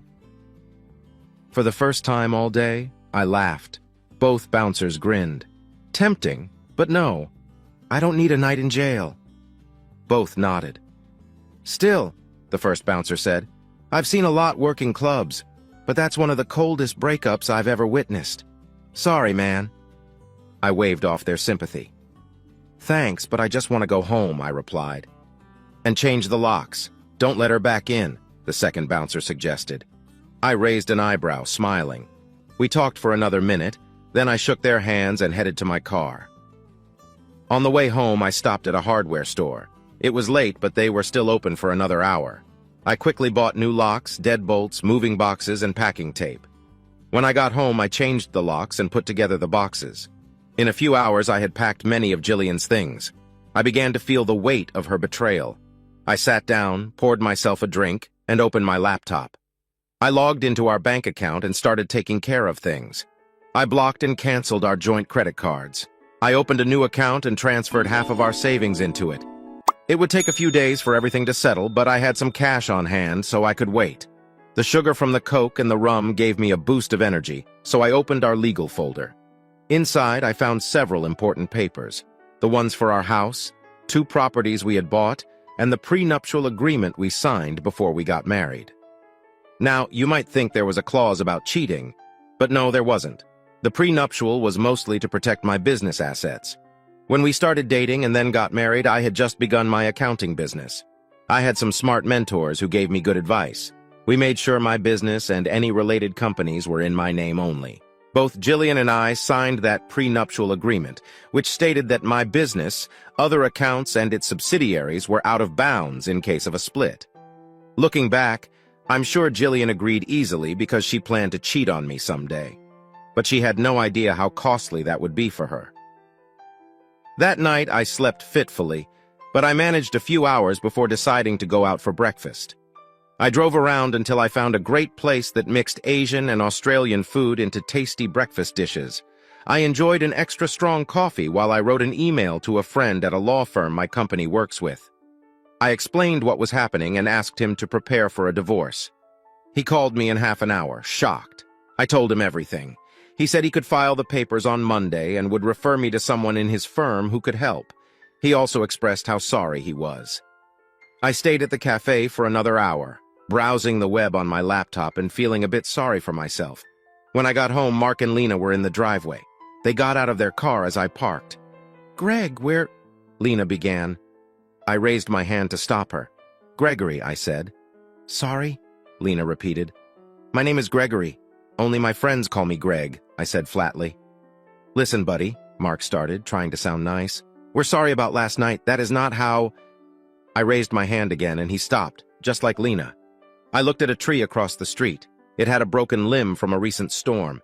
The branch had fallen on a carport but missed the house. Staring at it, I felt like the tree. Losing Jillian felt like losing a part of myself. When I looked back at Mark and Lena, tears were running down my face and anger blazed in my eyes. "Don't, Mark, don't you dare make excuses," I spat. "You knew she was cheating on me for months and you said nothing." "But Gregory, it's true." Lena started to say. Love. I cut her off, my face wet with tears. Don't give me that nonsense. True love doesn't stab you in the back. True love cares for others and doesn't leave them or humiliate them in front of a crowd. I thought Jillian and I had true love. I never doubted her. I loved her so much, I'd have given her anything. I know, Lena said, tears forming in her eyes. But Jillian and Troy... Stop! I yelled, the rage boiling over. My tears stopped. Stop, I said quietly. Lena, I don't want to hear about Jillian and Troy. I don't care about their love. I've wasted years of my life on a lie. 7 years, Lena. Years of being there for her, helping her with her problems, planning a family, talking about growing old together. I was only ever a backup plan. Why does Troy get to come back and take what I worked so hard for? They looked at me, clueless. I continued, the pain spilling out. He gets the woman I supported when he left her. He gets all her friends who betrayed me. At least on that last point, they looked ashamed. Well, forget it, I yelled. She gets what she deserves now, and you both were part of it, so get off my property. Greg, Mark said. I glared at him. Look, I get it. We never thought this would happen. We thought Jillian and you would be happy forever, have kids. But Troy came back and they love each other. We know it sucks, but they deserve to be happy. And what about me and my happiness? I asked. What do I deserve? They had nothing to say. I sighed. I deserve a loyal wife and friends who care about me, but I have neither, so leave. I don't want your pity. None of you, including her, seem to care about me if it conflicts with them. So if I seem upset, it's because I am. Put yourself in my shoes, I said. I looked at Lena. Mark? When Lena finds her true love and leaves you, then you'll know how I feel. But Mark is my... Mark put his arm on Lena's, stopping her from speaking. Okay, Gregory, Mark said. We get it. You're not seeing it our way. We're leaving, but is there anything we can do as a last kind gesture? I thought for a moment and glanced at the minivan in the driveway. Yes, wait here. In the next few minutes, I brought out several boxes stuffed with Jillian's clothes, makeup, and personal items. I dumped the boxes in front of them, and a couple of times you could hear things break. They winced but said nothing. I was going to leave them in the driveway.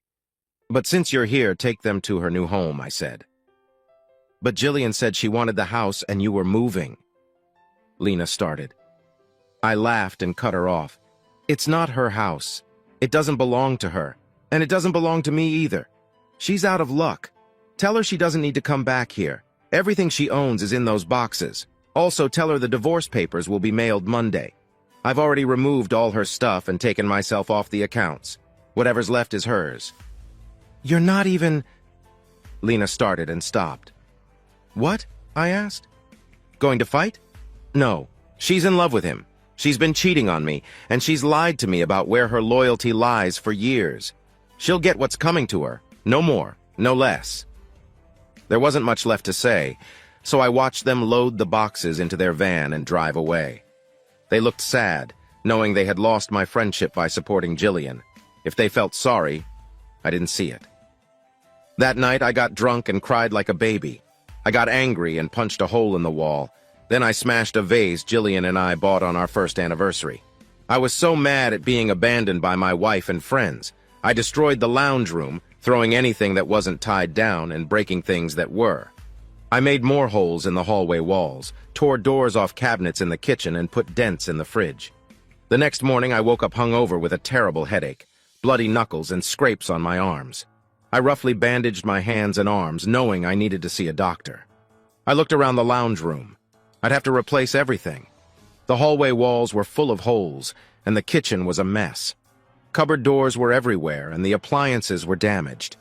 I flinched when I saw the dents in the fridge, remembering how punching it felt good at the time. I found some orange juice in the fridge, along with a couple of Panadol, and took a big drink. After half an hour, my headache eased, and I moved to the lounge room, sitting on the floor among the broken chairs and staring at the cracked TV. The rest of the day was a blur. I went to the doctor for my arms. Both hands had tiny fractures and needed to be wrapped. I got messages from many people, including Mark and Lena, but I didn't respond. I went to bed that night not really knowing what I had done except visit the doctor and stare at the TV. The next day was Monday.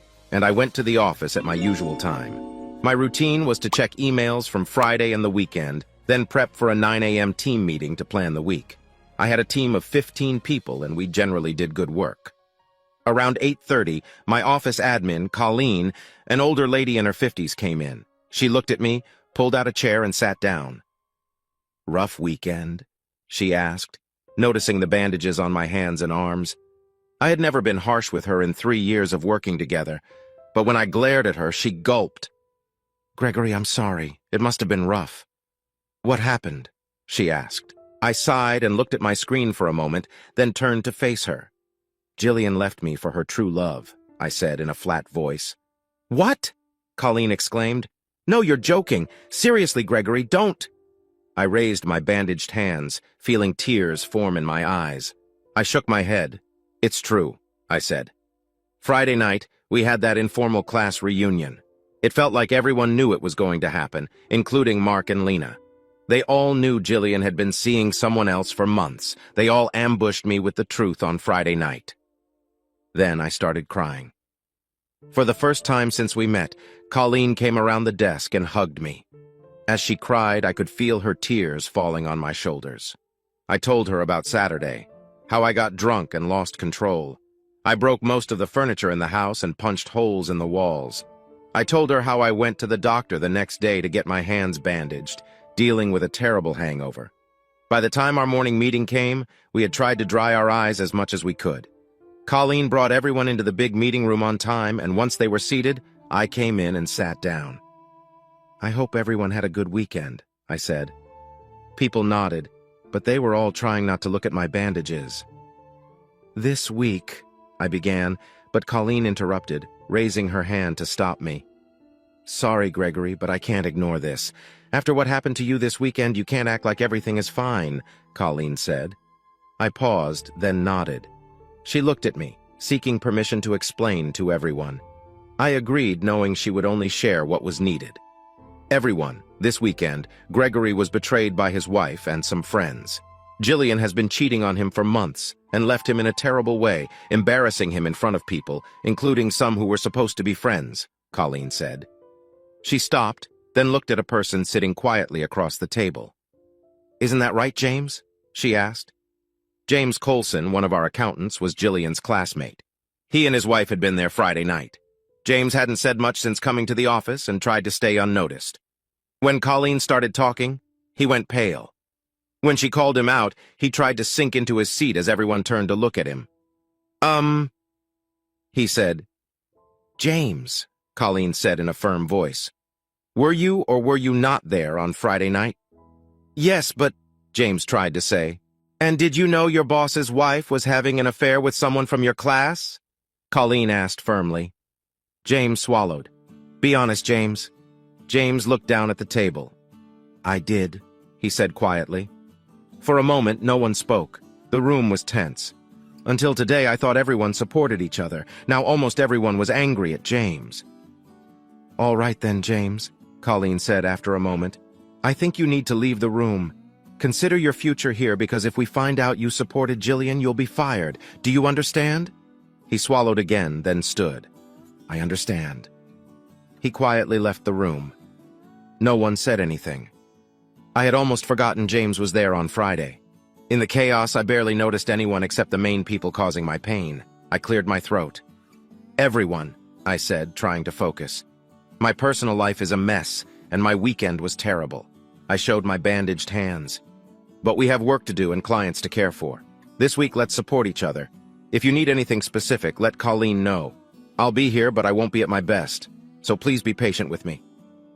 I almost cried again as everyone around the room showed support and sympathy. "Lastly," I said, "don't be too hard on James yet. I know you're all angry, but let's get the full story before we blame him." People murmured in agreement. Colleen ran the rest of the meeting. Afterward, I went back to my office and stared out the window. A few minutes later, Colleen knocked. Turning, I saw her with a very subdued James behind her. I invited them in, and James closed the door behind him, sitting where Colleen pointed. "I think you and James need to talk, Gregory," she said simply. I nodded, sitting down as James sat on the other side of my desk. I kept staring out the window, my mind full of thoughts. It wasn't even 10 in the morning, and I felt like I needed a drink. James cleared his throat. I looked at him, and he looked down. "So?" I said, frustration in my voice. "Gregory, He stopped, then laughed a little.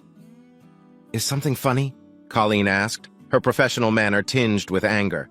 James smiled, but it was a sad smile. "No, nothing is funny," he said. "My boss is betrayed, our class is divided, and my wife yelled at me all day yesterday. I'm about to lose my job. So no, nothing is funny, but I either laugh a bit or cry." I smiled back cautiously at him. I always liked James. He worked hard, and until this morning when Colleen mentioned him, I thought he'd be with us forever. I smiled at him. "James, why don't you start from the beginning?" I asked, trying to sound friendly and supportive. He nodded and fidgeted in his chair. I guess you've heard a lot about how perfect Jillian and Troy were together in high school?" he asked. I nodded. "In the past few days, that's all I've heard," I replied. He nodded. "In high school, I was always the math geek. I wasn't bullied, but I wasn't popular either. But everyone watched Jillian and Troy. They were like the king and queen of our year." James looked at me for a reaction. Seeing none, he went on. "When our final year was ending and university placements were coming out, we all thought they'd be going together. But the whole school was shocked when Troy said he'd be going overseas without Jillian." He paused again. I nodded, knowing some of this story, and motioned for him to continue. "Well, they broke up the week before school finished. Troy went to a few parties, but Jillian didn't. During the break before university, I saw Jillian twice. She looked sad and withdrawn. Then a few months later, I heard Troy was enjoying life in the States. He had a full scholarship thanks to his family, and the gossip was that he already had a new girlfriend." I nodded again. Jillian had told me about this while we were getting to know each other. She cried a few times about how much it hurt that Troy left her and found another girl. After one of these talks, Jillian and I shared our first kiss, and I asked her out. After that, Troy became a distant memory for Jillian. "That is, until recently," James continued, pulling me out of my thoughts. "Well, I went to university too, got my degree, met and married Sherry, and felt lucky to get a job here." His smile was a little sad. "I was surprised when I learned you had married Jillian," James admitted. "Honestly, I was happy to see how happy she was with you. Troy leaving hurt her so much. Seeing her with a good man who helped her get back on her feet made me glad." For a moment, James seemed lost in thought, so I jumped in. "So when did you find out about Troy and Jillian's affair?" I asked, surprised at the calm in my voice. James seemed surprised too as he looked at me funny, probably expecting anger. "About an hour before you and Jillian arrived for dinner," he said quietly. "A few classmates were talking. I heard something about Jillian leaving you for Troy that evening. My surprise was obvious to everyone." I gave James a questioning look. He sighed. "Until the dinner, only a few people knew anything. But everyone in the class got told that Jillian and Troy were meant to be together. Mark and Lena pulled Sherry and me aside, telling us it was happening. And while they felt sorry for you, Jillian had made her choice and you just weren't part of her future." I started to argue, and that's when Mark reminded me that I worked for you. He made it clear that if I said anything to you, it would be bad for me. He said Sherry and I should leave if I couldn't keep quiet. I looked at James. He was really hurting as he remembered the conversation. I could see him blushing and noticed his eyes were wet. "I'm sorry, Gregory. We couldn't stay for dinner. Sherry wanted us to. She wanted to be there for you. But Mark and a couple of the guys basically walked us out, telling us to stay away." "James," I started to say, feeling bad for him. He held up his hand to stop me. "Sorry, Gregory, I need to finish. I promised Sherry." I nodded again. "I was stunned," he continued. "I had just been kicked out of my class reunion because my boss's wife was about to betray him and I was a loose end. Though angry, Sherry and I didn't know what to do, so we went straight to the club. We both agreed we wanted to be there for you." "What happened?" I asked, tilting my head. "I didn't see you there?" "We were there, but by the time you arrived, we were at the back. A couple of guys blocked us from getting to you until Jillian told you. When you left, they let us go after a few minutes. Sherry and I ran after you, but by the time we got outside, you were gone." I think we stood outside the club for about half an hour, stunned and not sure what to do. In the end, Sherry convinced me to go back inside and see what was happening. James paused, looking at me to gauge how much more to tell me. I nodded for him to go on, and he swallowed hard. When Sherry and I went back in, we were basically nobodies to just over half the class. The other half was disgusted, and once they knew I worked for you, they kind of surrounded us and didn't let anyone near us for the rest of the night. And I started but couldn't finish. They danced and drank like nothing was wrong, James told me, even though his mouth was dry. I'm sorry, Gregory, but they acted like you were nothing. The bits of conversation we heard told us this had been planned for months. It was worse when we found out Jillian and Troy were planning to get married as soon as they could. James looked at the floor then. He held his hands tightly in his lap. Last night at home, Sherry and I didn't sleep well. We argued about everything, even though we both were upset by Jillian and Troy's actions, James said. This brings us to this morning and this, he continued, pulling out a piece of paper from his notebook and placing it on the table. What's this? I asked, picking up the paper and reading it quickly. My resignation, he said, sounding defeated. I saw it was signed and dated from yesterday. James, I began. No, Gregory, he cut me off. What they did to you was wrong, and I couldn't help, even though you've been a great boss and friend. You deserve better. Sherry and I think it's best if I resign, so you don't have to see me and remember Friday night? We sat in silence for a moment. I looked at his resignation and let out a short bark of laughter, the first time I felt something other than sadness and anger. Colleen and James looked at me. I pinched the paper in the middle and tore it in two. Your resignation is rejected, I said. Behind us, I saw Colleen smile. James looked shocked. But Gregory, what? Why? He stammered. James, my friends call me Greg.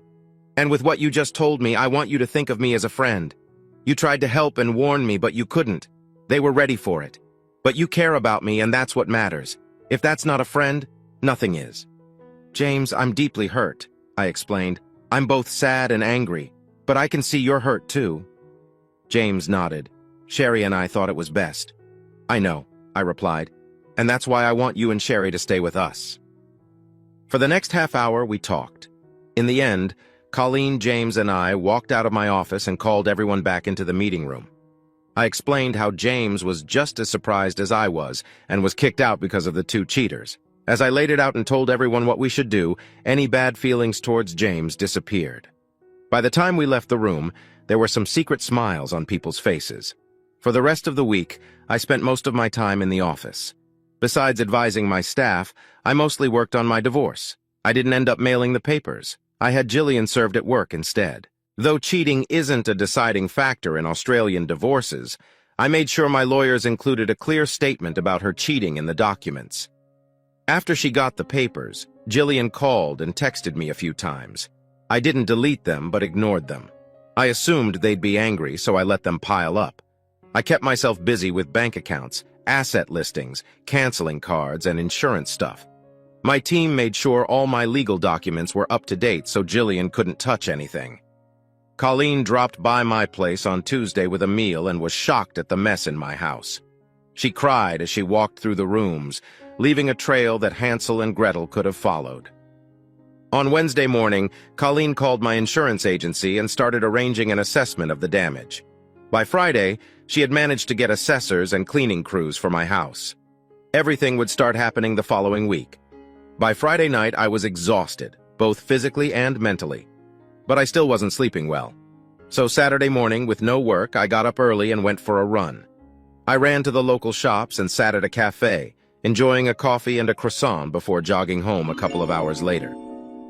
When I got back, I was surprised to see Jillian sitting on the front steps. I hadn't seen her since the Friday she left me. She was dressed casually but mismatched. It seemed her new boyfriend didn't help her with her appearance. I stopped halfway up the driveway, sweat covering my body.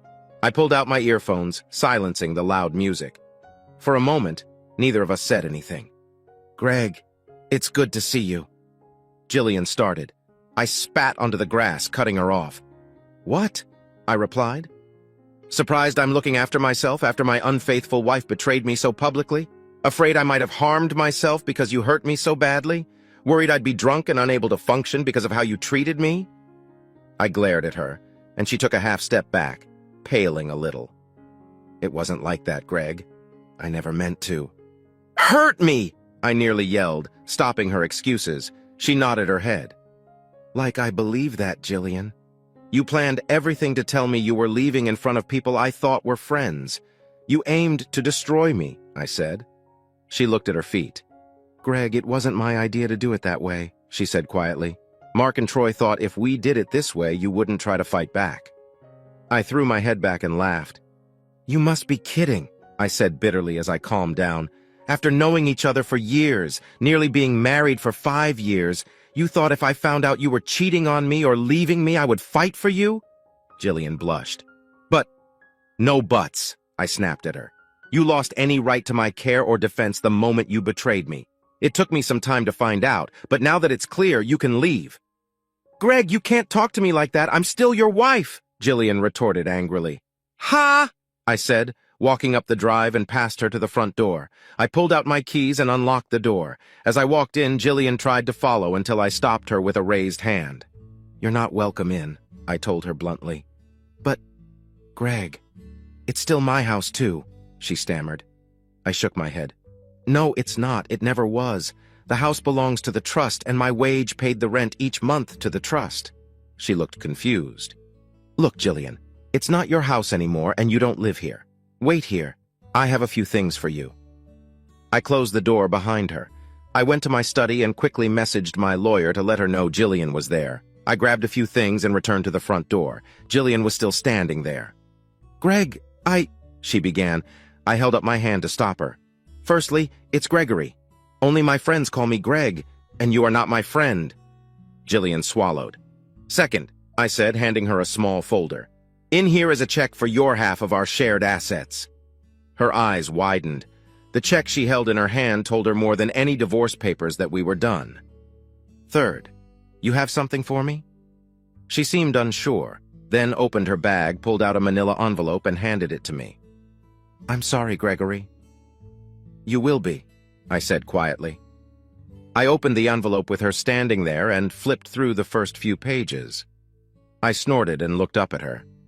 Jillian blushed, knowing I was reading her demands for 75% of our savings and 50% of my business in response to the divorce petition. Near the back, I found the next document, a restraining order effective Monday, barring me from the house or being within 100 meters of Jillian or Troy. Really? I asked, raising an eyebrow. She couldn't meet my eyes. She knew everyone had gone too far. Jillian always went with the flow, but now it would hurt her deeply. I pulled out my phone and called my divorce lawyer. I stared at Jillian as she shuffled her feet. Sally, Mike's associate and my divorce lawyer, picked up on the second ring. Hi, Sally. Jillian is here in front of my house. Besides her demands responding to the divorce petition, she presented me with a restraining order that includes my house, where she no longer lives. As Sally swore on the other end of the line, Jillian turned red, hearing the words clearly. Sally would handle it and tell me what to do. So, I said to Jillian as I hung up, how does it feel to be one of the most awful people on the planet, Jillian? For a moment she said nothing. It's not like that, Gregory, she replied quietly. I convinced Troy to give you until Monday to move out so we could move in. I laughed. You can't move in. It's not your house. But you can't be here, she retorted like a child. I shrugged. Maybe, but this mean trick will backfire. Just because I can't be here doesn't mean you and Troy can either. Now I think it's time you left, Jillian. I'd wish you well, but that would be a lie. You hate me that much? She asked, looking at my bandaged hands but not asking about them. You seriously have the nerve to ask me that after what you did and now serving me this paperwork? I shot back. At this point, I couldn't believe how clueless she was. She stayed silent. Jillian, you were my everything. You were my best friend. No one else in this world mattered more to me. Then you took that away in one move and treated me like dirt. You've become the worst person to me. So tell me, after doing all this, did you think I wouldn't hate you? I crossed my bandaged hands over my chest. Jillian's eyes widened. She had never heard me use such harsh language. For a moment, she looked at her hands and then up at me. I had hoped. She paused and took a breath. Gregory, you're right. We had many good years together. But the restraining order is only until the divorce is finalized and things settle down. Mark, Lena, Troy, and I all hoped that someday we could be friends after things calmed down, I snapped. Friends? I shouted, making aggressive gestures as I dropped the envelope. You've got to be kidding me. Friends? If any of you were on fire, I'd drink gasoline just to make sure you burn completely. You're delusional, I continued, noticing movement behind her. Mark and Lena were walking up the driveway, and I saw Troy staying back at the curb. They must have just gotten out of a big truck across the street when I started yelling at Jillian. Oh, look, here come our friends now, I hissed. Greg, Mark said, coming closer. Calm down, man. You don't need to. Get lost, I shot back. We're not friends, not even close. Your betrayal is almost as bad as hers, so don't think you can say anything to help. I glared at the couple who had set Jillian and me up, causing our relationship to fall apart. Both of you are as guilty as she is, I said, pointing at Troy, who just stood at the curb. He didn't even have the guts to come up and defend her. Greg, Lena said firmly. I turned my glare toward her. Don't you dare, Lena. You helped my wife cheat on me. Both of you did, I said, now pointing at Mark and Lena. You set up that scene in the club to embarrass me to the max. They paused. Lena started to speak, but I cut her off. And don't start with that true love nonsense. You tried that before. You both pushed me to date and marry her, and then you betrayed me so easily. If that's what you think love is, then there's no hope for anyone. They looked shocked as I yelled. Then something clicked in my mind. Lena, does Mark forgive you when you come home smelling like perfume after being at the club all night? I smiled, my tone now mocking. Lena looked shocked and then turned to Mark. Baby, that's not true, Mark started to say. I laughed and they all stared at me. Well, no, it's not, I said. Mark likes to tell his buddies that only the front room is a strip club. But for a bit more money, you can get a special dance in the back room. I watched as Mark started to protest, but Lena sensed the truth. Or so he says when we play golf, I finished, crossing my arms, pleased with their discomfort. Mark stepped back. A moment later, he was running down the street, Lena chasing and yelling at him. I looked over at Troy, still standing there, then back to Jillian with a smirk. Greg, she said. I glared at her. I mean, Gregory. You didn't have to do that, she added. I leaned forward. Oh, don't worry, Jillian, I said, watching her tense up. That's just the beginning. Mark has many more secrets, and the rest of my anger is for you and Troy. She shivered at my words. What? What do you mean? Jillian asked. Leave now, Jillian, I said, not directly addressing her question. Tell Troy to take you, run far away, because what's coming won't be good for either of you. Greg, what's wrong with you? Where's the man I loved? She asked, realizing too late what she'd said. He's gone, I replied flatly. You ripped my heart and soul out, and what's left is something dark. She didn't know what to say. I took a step back and slammed the door, giving a laugh like a villain in a movie. 10 minutes later, I peeked out. Jillian, Troy, and the truck were gone. I sat down on the floor, my body shaking from the confrontation, and began to cry. I loved her, but I also hated her. I wanted to see her regret what she had done. As I sat there crying, I still wished she'd come back and beg for forgiveness, even though I knew I could never trust her again. The next month was full of divorce stuff, lawyers, splitting money, and deciding who gets what. At work, my team supported me. Colleen helped me find a psychologist. I saw him twice a week to work through my feelings. I moved into a short-term apartment. It was good because I couldn't stay in the house. Colleen helped clean up the house and got it repaired. Even though Jillian initially said she wanted a clean break, she ended up fighting over a lot, starting with our bank accounts. We only had $20,000 split between 3 accounts, and she was saying over $15,000 of that was hers. Next, we had to deal with the house and the investment properties. When we got married, I already had the house we lived in. I had borrowed a bit too much for my business at the time, but it turned out to be a smart move. We paid off the extra loan quickly and even bought 2 more properties as investments. She helped with some of the work on these homes over the years, but all 3 houses were in a trust. Neither of us could directly benefit from them. She tried to fight this, likely with the help of her lover's money, but it didn't work. All these properties were out of her reach. I couldn't help but smile, knowing she lost any gain from them.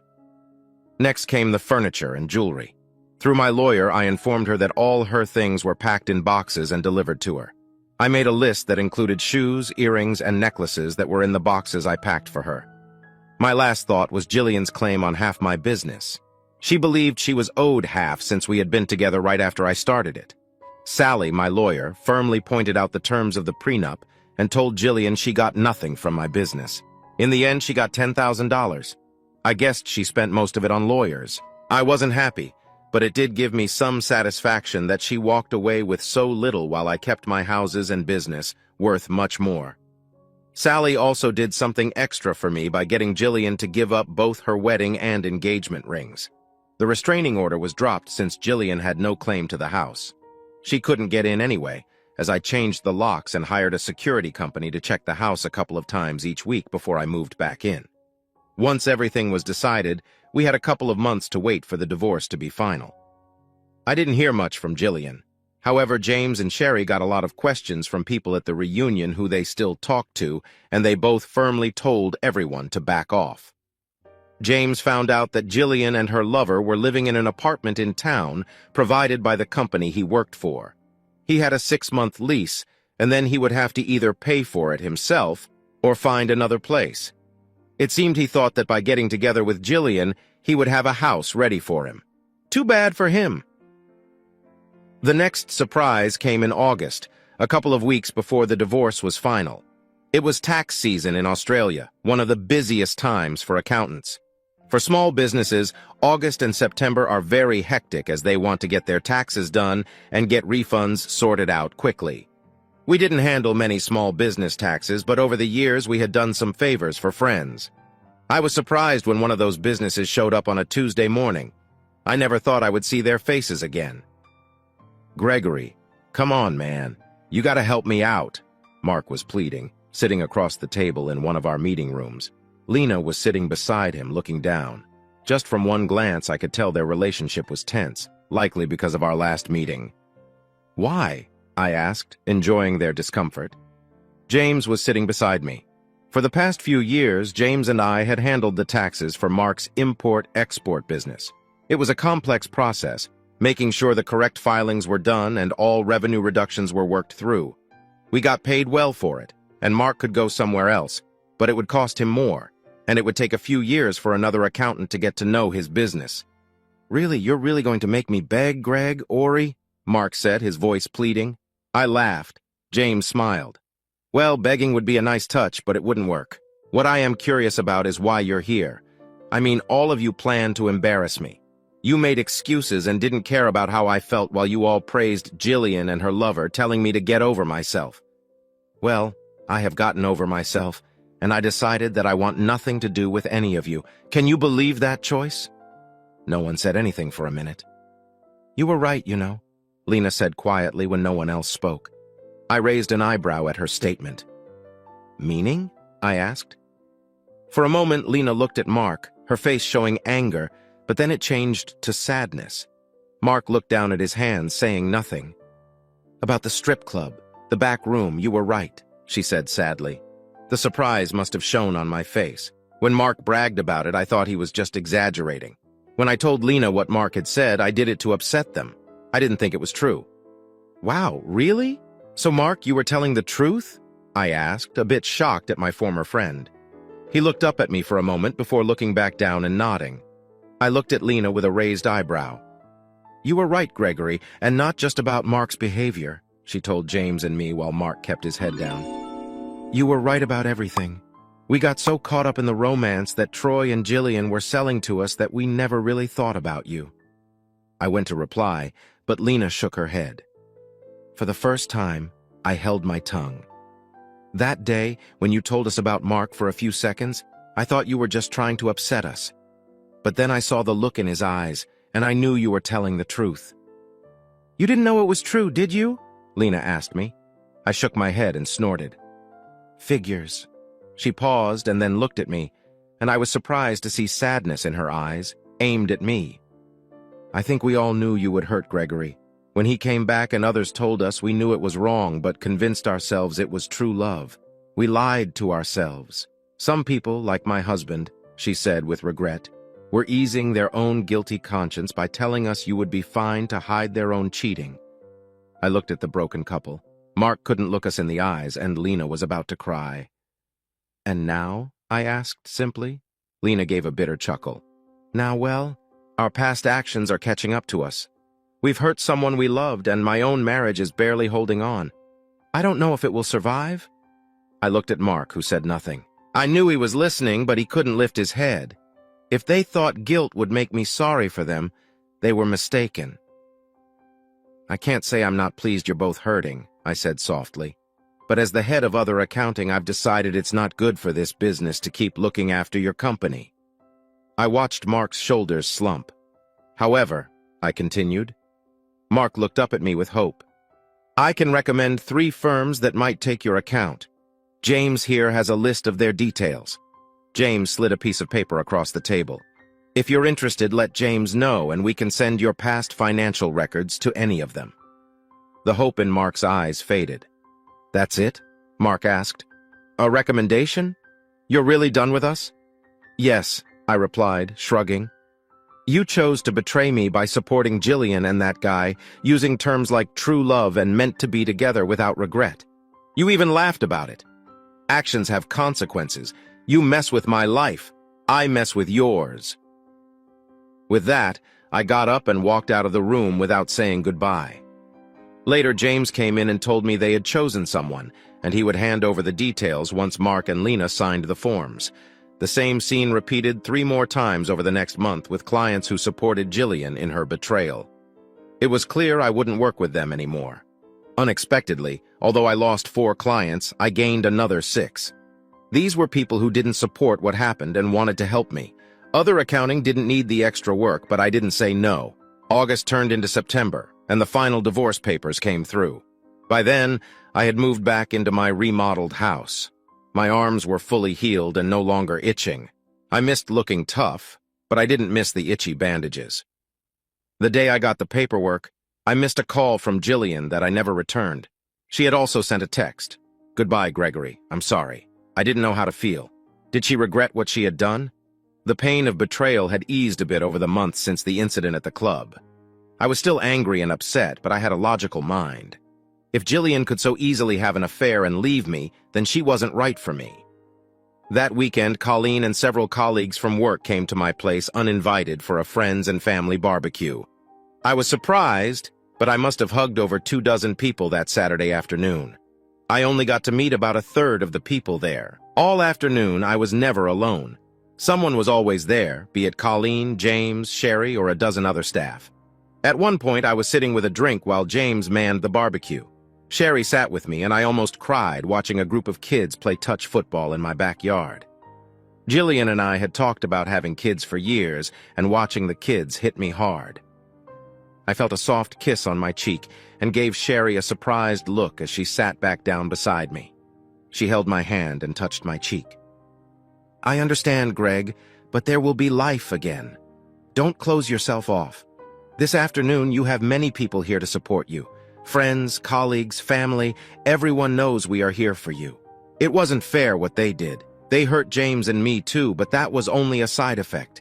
We need you to know we are here for you." Sherry hugged me for a few minutes as I cried. Then I felt a hand on my shoulder, and James was there, looking kind.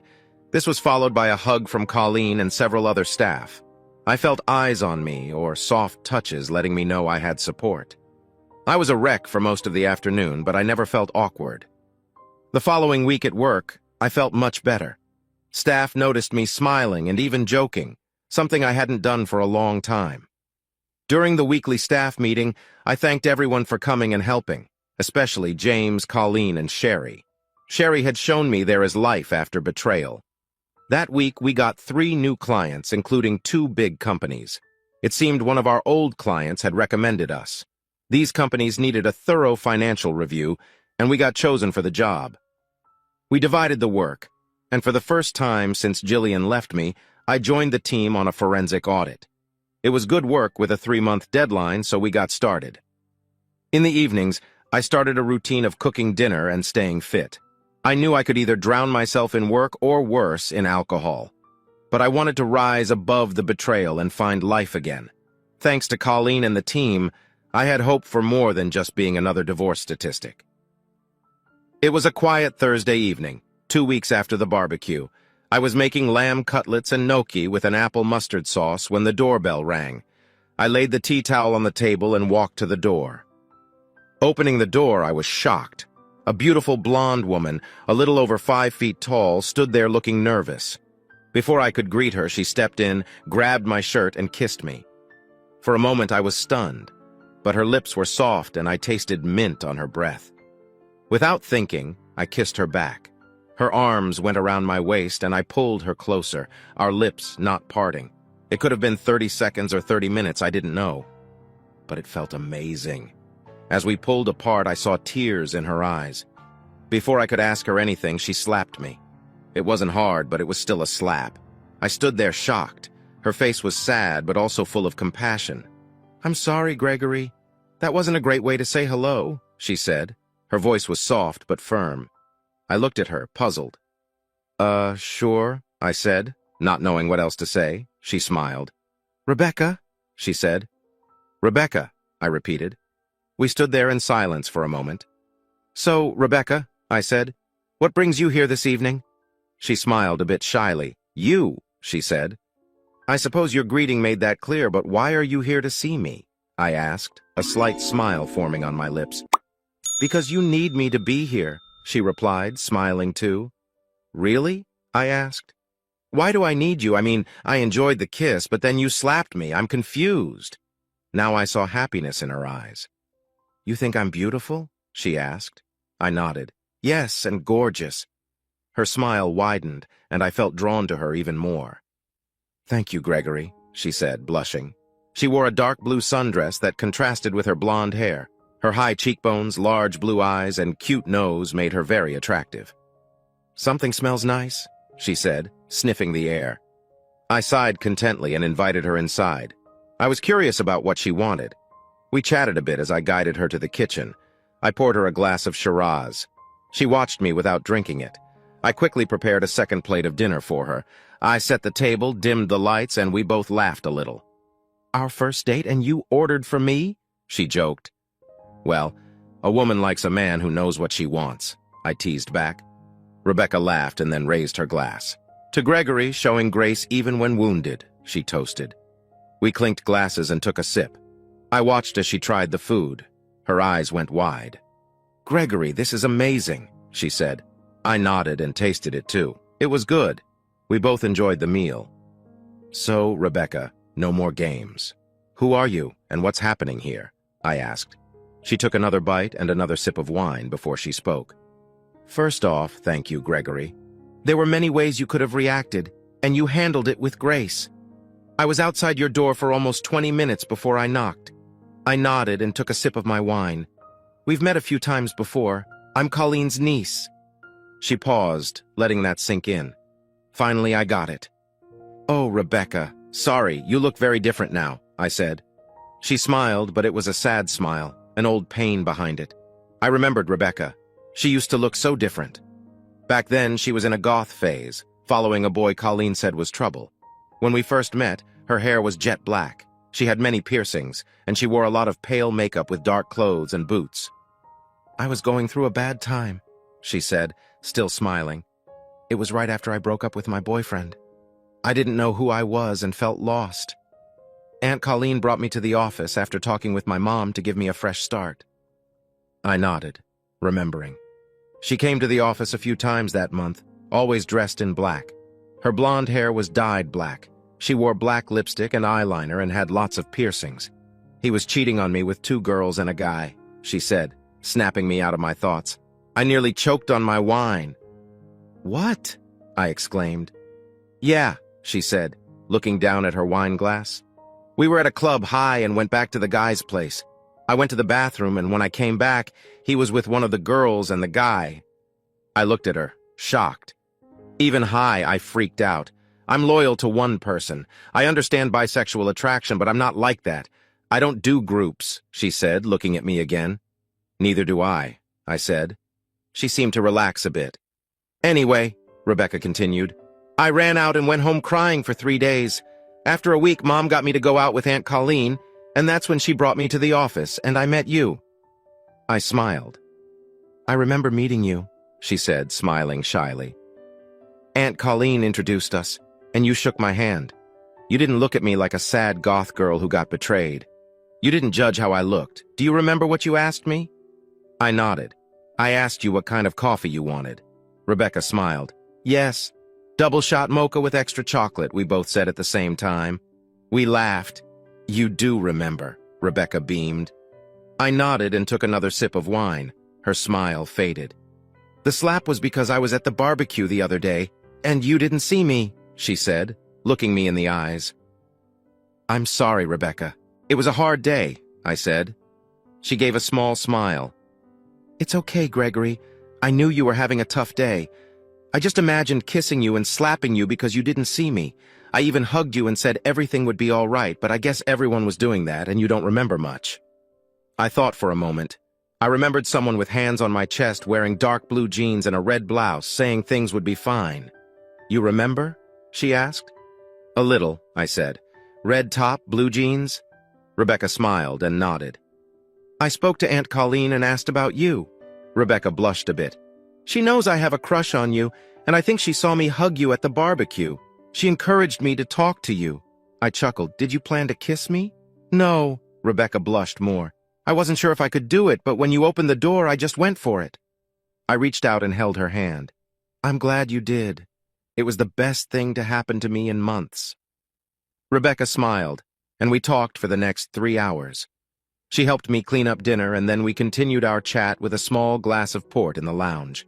I learned she was 28, almost 4 years younger than me. She had just finished a finance degree. She liked various music but hated death metal after leaving her goth phase. Rebecca had a junior accounting job at a manufacturing firm in their accounts receivable department and mostly enjoyed it. She was close to her family. Her parents had been married for 30 years, and she hoped they'd be around for another 30. She had a younger sister living in New Zealand, and they spoke about once a month. Rebecca liked going to the beach but had sensitive skin, so she stayed out of the water. She had only had 2 boyfriends, including the boy who betrayed her, and felt sad about losing her virginity to him. We shared stories about our lives. I told her about being estranged from my mom after my dad died suddenly. I had a younger sister, but we didn't talk because she caused a family rift with a misunderstood comment. It was nearly 1 in the morning when she left. I think we both wanted her to stay over, but she decided we should get to know each other better first. When she left, she gave me another warm kiss. As I crawled into bed, I fell asleep with a smile on my face. I hadn't felt this happy since my life fell apart. Rebecca, with her wild actions, broke through the walls of pain I had built. That kiss made me realize that maybe someone could care for me romantically, and I was open to that. The next morning, my smile was impossible to hide, and everyone noticed. By lunchtime, Colleen cornered me. "Okay, spill it, Greg. Who is she?" Colleen asked, looking hopeful. "Rebecca came by last night," I told her. Colleen's happy scream could be heard throughout the office. She jumped a couple of times, clasping her hands to her chest and smiling brightly. Colleen took me to the kitchen and made me tell her everything. She laughed when I mentioned the kiss and the slap. She swayed happily as I talked about dinner and how we chatted until 1 in the morning. "Greg, I am so happy for you. Even if nothing comes of it, it's great to see you moving on from what Jillian and that jerk did to you." She then gave me a cheeky smile. "But you and Becca, I think there's something there. I've thought that for a while." We talked for a few more minutes, and Colleen asked if I was going to see Rebecca again. I told her we had been texting all day and planned to have dinner on Friday night.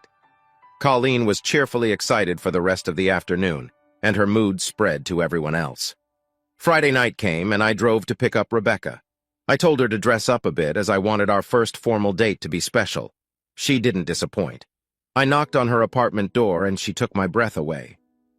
Rebecca wore a stunning little black dress with thin straps. Her long blonde hair was tied back, and she had a matching black shawl over her shoulders and a black clutch in her hands.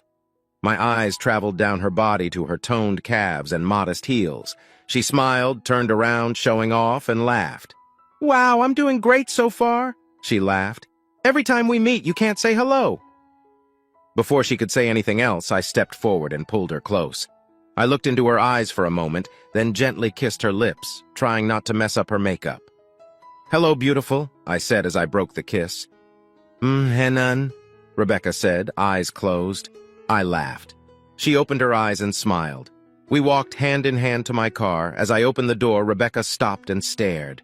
"This is your car?" she asked. "Yes," I said. Rebecca's jaw dropped. "I own a 1967 Mustang GT, a classic with gray and black racing stripes and a modified exhaust." I was surprised Jillian didn't try to get it during the divorce since it's my pride and joy. I only bring it out for special occasions. I opened the passenger door for Rebecca. She smiled as she slid into the seat. When I started the car, Rebecca giggled as the V8 engine vibrated through the car. We drove into town, talking about our weeks at work and how Colleen had high hopes for us. We had dinner at a fancy Japanese restaurant. We tried many dishes and had a bit of sake, though it's not really our thing. After dinner, we went to the casino. We placed a few bets and walked away with over $600 more than what we started with.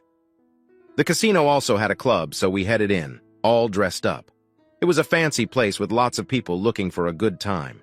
We danced a lot, and I loved it when Rebecca spun around and danced close to me while holding my hands. The kisses I got throughout the night were a bonus, too. A few times, guys asked her to dance. She looked amazing, but she politely said no every time. Once, when I was returning from the bar with our drinks, a guy stopped me, placing a hand on my shoulder. "You're one lucky guy." "I hope you know that," he said, seeing my confused look. "Your woman, she's really beautiful, and only has eyes for you. No offense, but I just asked her to dance while you were at the bar and she turned me down flat. I mean, me getting turned down."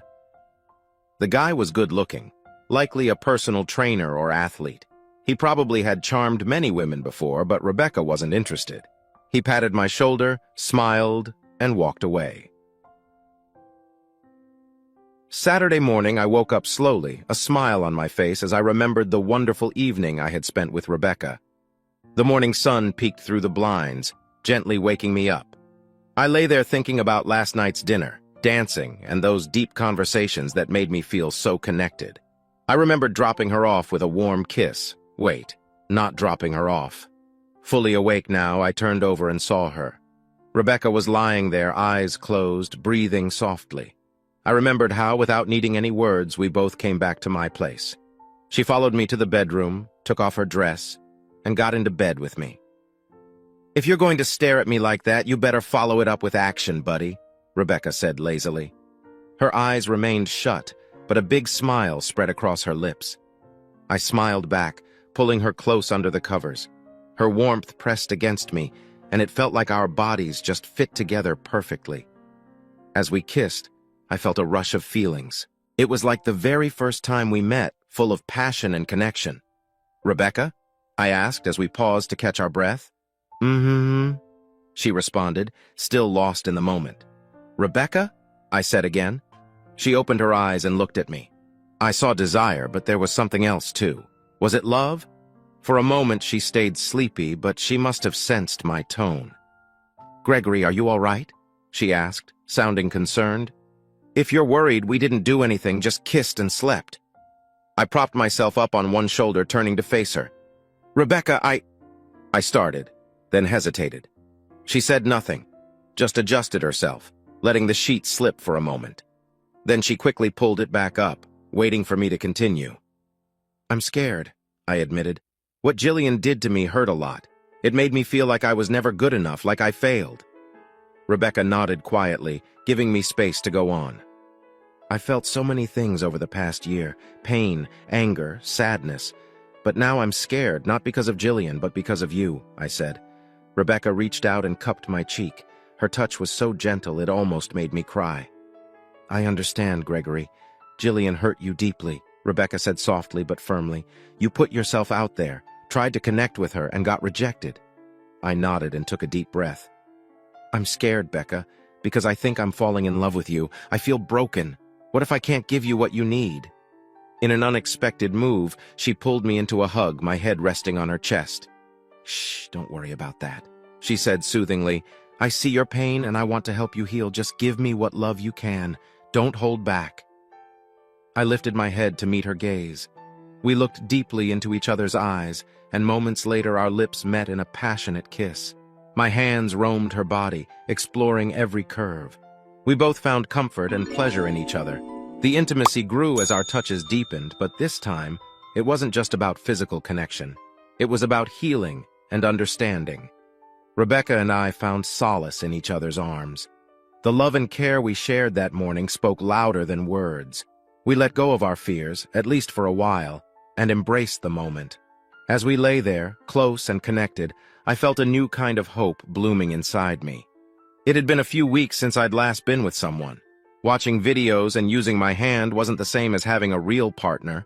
I felt movement beside me. Expecting Rebecca to grab a tissue, I was surprised to see her holding her phone. "Smile, baby," Rebecca said, taking a selfie. My stuff was all over her face as she rested her head on my shoulder. "But Rebecca?" I asked. "Relax. I have a secure app on my phone. Only we will see these. I want you to know, no one has ever done this to me before, and I've never taken a photo like this."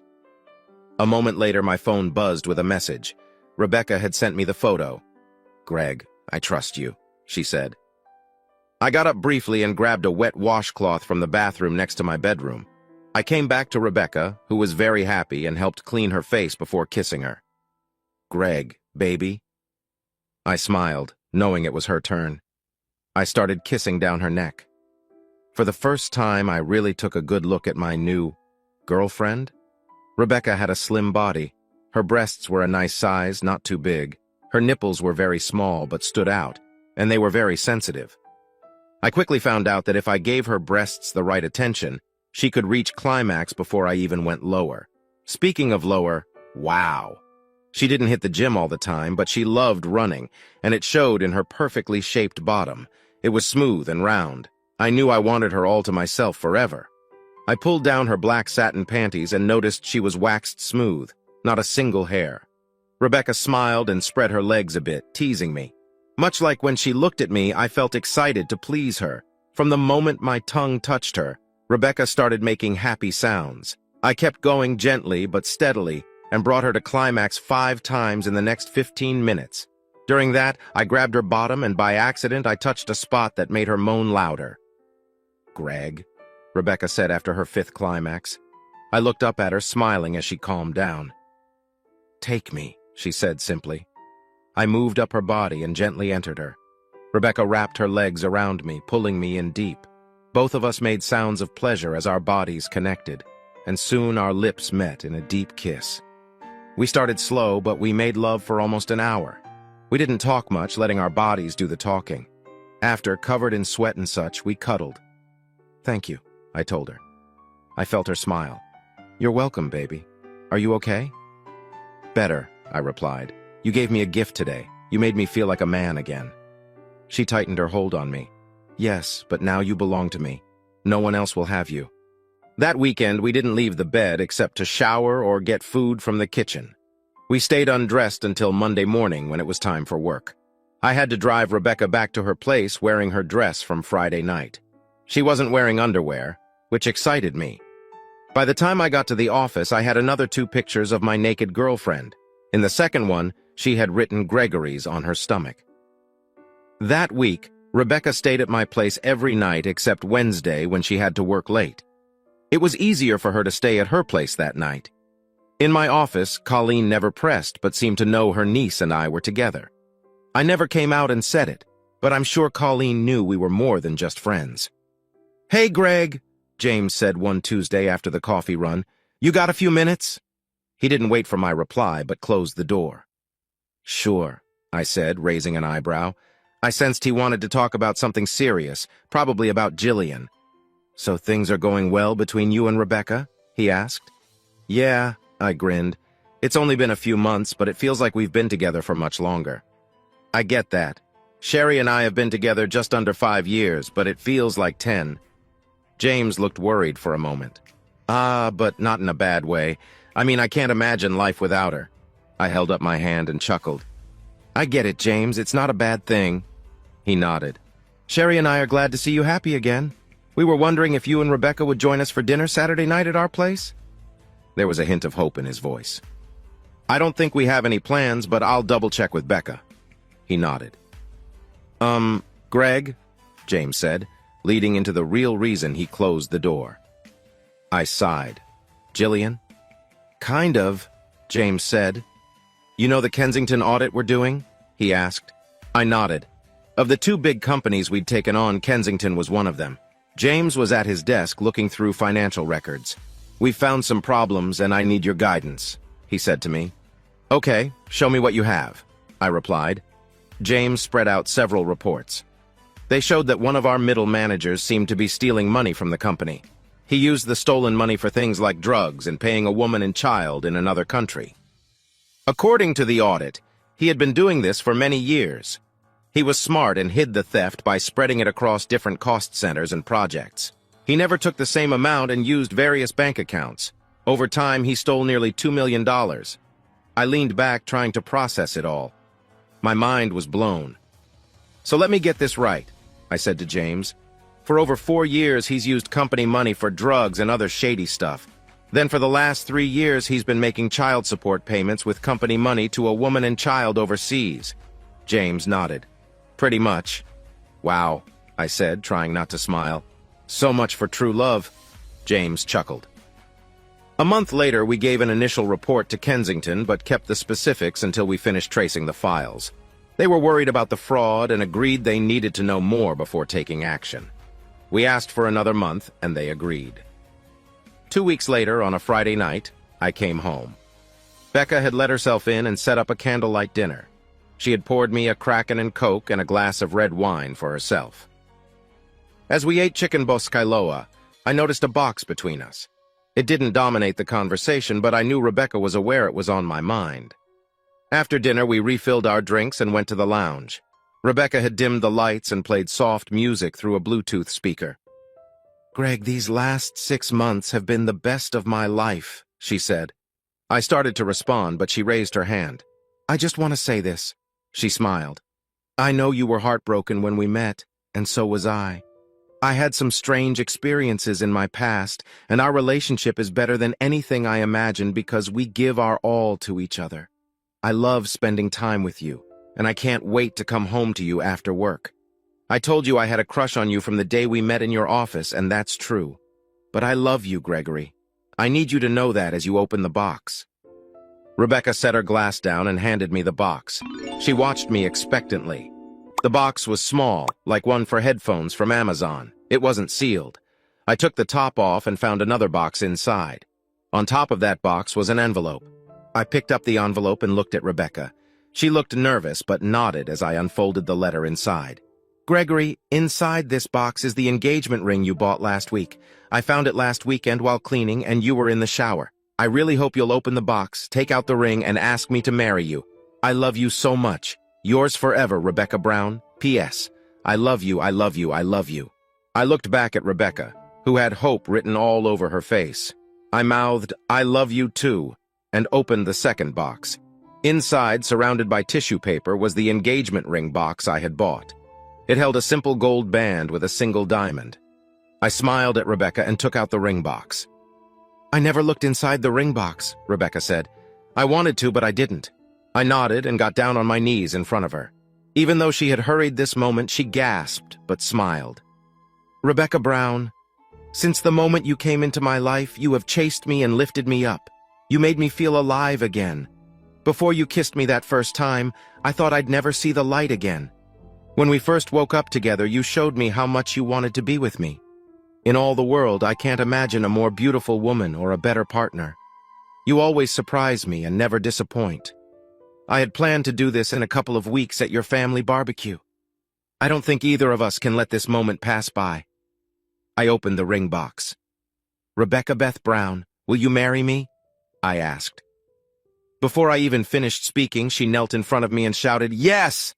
She held out her hand and I slid the ring onto her finger. Then she kissed me passionately. Thank you, my fiancé, I said. Oh, you are going to have the most loving wife and wait until we have kids. I can't wait for you to be a dad. Just then, The doorbell rang, and I had to step away from Rebecca to answer it. I opened the door to find Colleen, Rebecca's parents, James, and Sherry. "Congratulations!" they all shouted. I felt someone's arms wrap around my waist. "Sorry, but I wanted to celebrate our engagement, so I invited some people over," Rebecca said. We welcomed everyone in, her parents bringing bottles of champagne. As glasses were handed out, I tried to act surprised, but I couldn't help smiling. Rebecca proudly showed her ring to the ladies while James and my future father-in-law patted my back. We spent the evening laughing and sharing stories from our childhoods. Later that night, early in the morning actually, everyone left, and Rebecca and I went to bed. Before we fell asleep, she asked me to take a few more pictures of her with her engagement ring. About a month later, 3 major things happened within 2 days. First, we completed a forensic audit for Kensington. When we presented the report, they were very unhappy. It was clear that heads would roll and the authorities would likely get involved. That same afternoon, Rebecca came to my office with some paperwork and wedding ideas. As I read through the legal documents she brought, I got upset. "Becca, you can't be serious about this document," I said. "Why? It should make you feel secure about our marriage," she replied. "Your house, your business, everything will be protected." "I know, but this prenuptial agreement is unfair to you. It leaves you with almost nothing." "No, it only leaves me with nothing if I cheat on you, which I will never do," she said. "In all other cases, everything is split evenly and your business stays safe." "Becca, I know you're trying to show me how much you love me, but my current protections are enough." Rebecca held up her hand. "I know, Greg. Trust me, this is my promise to you. The only way I walk away with nothing is if I cheat on you, and that will never happen." I signed the document. "I trust you, Becca. Thank you. We'll put this away and never need it." The rest of the afternoon, we discussed the document a bit more, but in the end, it went into a drawer to gather dust. The third thing happened the next evening at home. Rebecca, having moved in, told me to take a shower. As I was getting out, I heard yelling. I quickly put on some shorts and rushed to the entryway. "So I move out, and he just moves on to some other woman," my ex-wife shouted at Rebecca. Rebecca laughed. "You left him breaking his heart, and I'm not just any woman," she said, using her fingers to make quotes. I stayed out of sight, listening. "But yes, I am Gregory's woman. He gets all of my love. Can you say the same when you were with him?" Rebecca replied to my ex. "How dare you!" Jillian shouted, and I heard a slap. That was my cue. I stepped into the room. Both women turned to me, Jillian with a red mark on her cheek. I chuckled. "Rebecca," I said with a smile. "Meet Jillian, my ex-wife. Jillian, meet Rebecca, my fiancée." Both women glared at each other until I stepped between them. "Do you find this funny, Greg?" Jillian asked. "Actually," I paused. "Yes, I do. You weren't invited. You yelled at my fiancé and got slapped. It's a little karma for how things ended between us." Rebecca sneered at Jillian, but I raised my hand to stop her. "Enough, Becca." She stepped back, still glaring at my ex. "What do you want, Jillian?" I sighed. "Why did you do it, Greg? Why did you ruin my life?" she asked, her anger now directed at me. "What do you mean, Jillian?"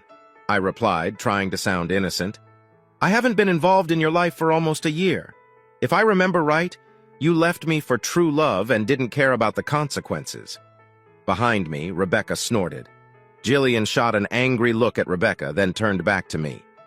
"You didn't have to ruin Troy," she said, her voice a bit sad.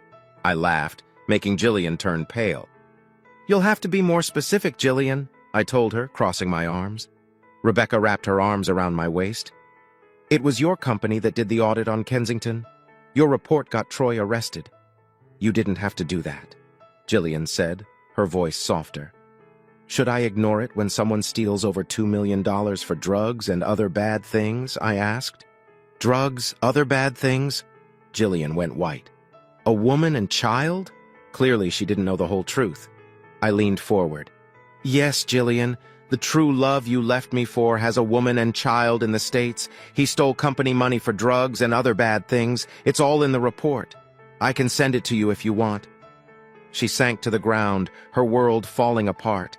For the first time, she looked lost. Rebecca and I watched as she slumped to the ground on the porch. "He's been arrested, you know," Jillian said, her anger gone, her voice empty. "I didn't know Troy was arrested, but I figured it would happen soon. We've been married less than 3 months, and he's been away for a whole month," Jillian told us. As we watched, Jillian started crying. I'd be lying if I said I didn't feel a bit sorry for her. We were married for years. We shared dreams and moments, but she hurt me deeply. I couldn't just be kind to her anymore. "What do I do, Greg?" Jillian asked at one point, looking up at Rebecca and me. Rebecca answered for me. "You have a lot of nerve asking that after what you did to him," Rebecca said firmly, but without anger. Some of Jillian's spirit came back. "He was mine long before he was yours," Jillian retorted. Rebecca laughed, holding me tighter. "He was never really yours, Jillian. You never let him fully into your heart. You didn't give yourself to him completely. If you had, you wouldn't have done what you did." "That's not true," Jillian protested, shaking her head and looking at me. I just stood there watching. "I did give myself to Greg fully when we were married," Rebecca laughed. "Sure, that's why as soon as your true love came back, you cheated on Greg. You humiliated him and tried to take his house, investments, and even his business, right? That's really giving yourself to someone." For a moment, Jillian said nothing. She looked like she might disappear. She was finally realizing what she'd done and what she lost. Rebecca let go of me and sat down beside Jillian in a surprising act of kindness. "Jillian," Rebecca said softly, "you don't know my story. The first time I met Greg, I wasn't in a good place. He was happily married to you, and I could tell how much he loved you just from our short talks. I heard more about him over time, and I was jealous of you." Jillian looked surprised. Rebecca continued, and I leaned against the door, arms still crossed. "When I heard what you did, I was so angry. I wanted to make you see what you were giving up." Jillian nodded slowly, staring at the concrete. "But then," Rebecca said, looking at me with a smile, "I went to a barbecue for Greg the weekend your divorce became final." Jillian looked at me, pain in her eyes. I stayed calm, wondering where Rebecca was going with this. He was in a daze. Even Aunt Colleen couldn't get through to him. Jillian looked at Rebecca, surprised. Rebecca continued, "Yes, Colleen is my aunt. Anyway, Greg was broken. You left him, broke the marriage, and he was close to depression or worse. The kind man who comforted me years before was gone. My heart broke for him. Both women looked at me then, Rebecca with love, Jillian with sorrow. Throughout the evening, everyone tried to comfort him. He cried openly in front of all of us. He didn't hide his pain from what you did," Rebecca said. "I think almost everyone at the barbecue hugged him that night, including me." Rebecca smiled at me again. Jillian pulled her knees to her chest and hugged her legs, still looking at me as Rebecca told her story. "After I hugged Greg, he doesn't remember it, but he said thank you. Right then I knew I could help him. I knew I could stop him from becoming bitter. I felt a spark in my heart to be with Greg and rebuild from the mess you left." For a moment, no one spoke. "The next week I came over here, and when he opened the door," Rebecca said, grinning like me, "I gave him a big kiss. Then I slapped him." Jillian's eyes went wide. She looked at Rebecca, then back at me. Rebecca and I smiled at each other, both remembering that moment. "That was it, Jillian," Rebecca continued. "From that moment, I was his, totally and completely. In my heart, there will never be another man I will love as much as Greg. The thought of doing what you did to him makes me feel sick. You threw away someone who would have given you the world, and for that, I thank you. He owns my heart now, and if you hadn't let him go, I would never have had my chance." Again, no one said anything for a minute, each lost in their own thoughts. "How can you say that?" Jillian asked Rebecca, looking down at the floor. "How can you say he owns you? What about your past relationships, past loves?" Rebecca laughed. "Jillian, my past relationships were a little messy. Even now, Greg enjoys some of the playful moments in our relationship." As my fiancé said that, Jillian looked at us. Rebecca saw a chance. "Did you ever let Greg be close to you?" Rebecca asked. "Did you dress up for him, make him excited? Did you ever come home early and surprise him, make him feel special?" Jillian flinched a little at Rebecca's direct comments. Rebecca was enjoying it. "And you know Greg knows how to love. He has great energy, and Jillian, you remember how he can make you feel special. Why would I not want to give everything to him?" "Look."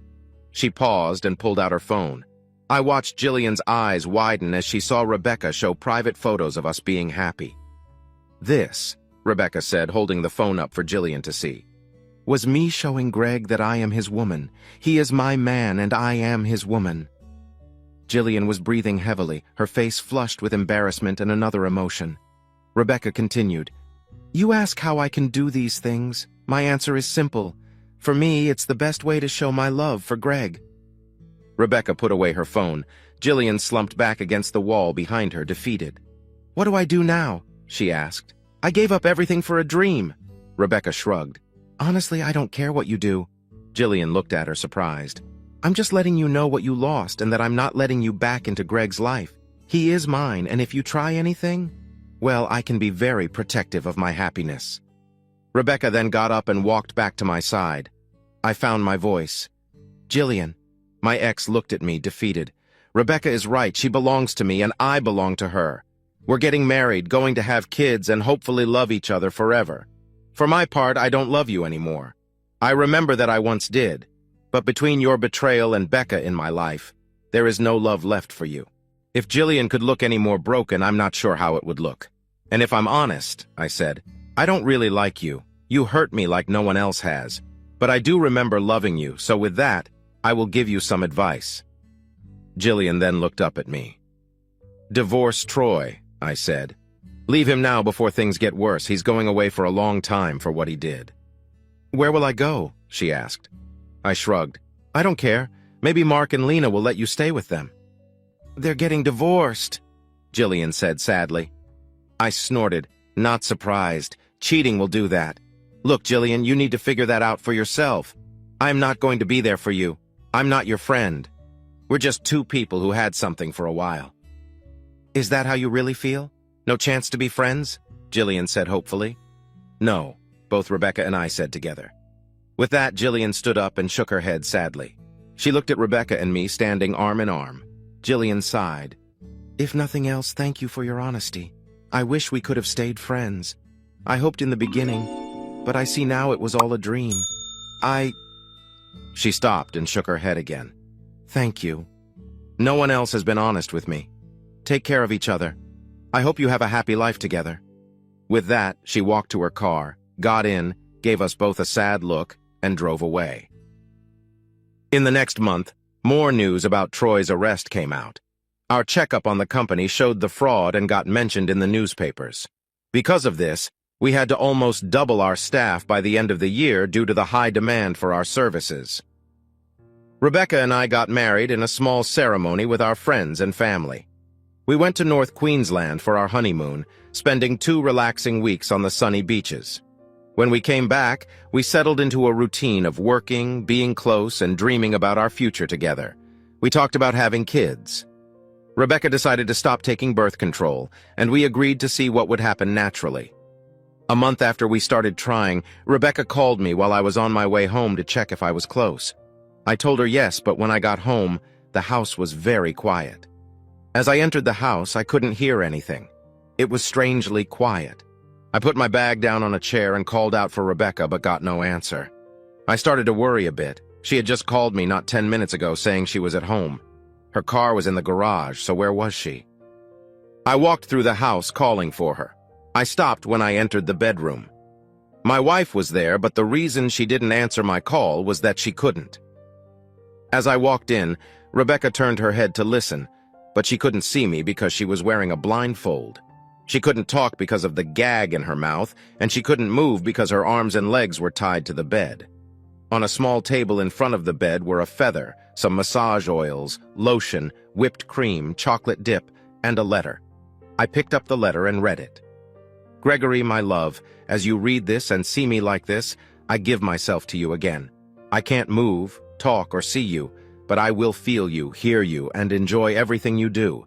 Love me and take care of me. I'm yours forever. Love, Rebecca." I put the letter down and looked at her, feeling excited as I started to undress. Rebecca was listening, her body showing signs of anticipation. My wife had a bit of a fun side to her, but she saved it for me.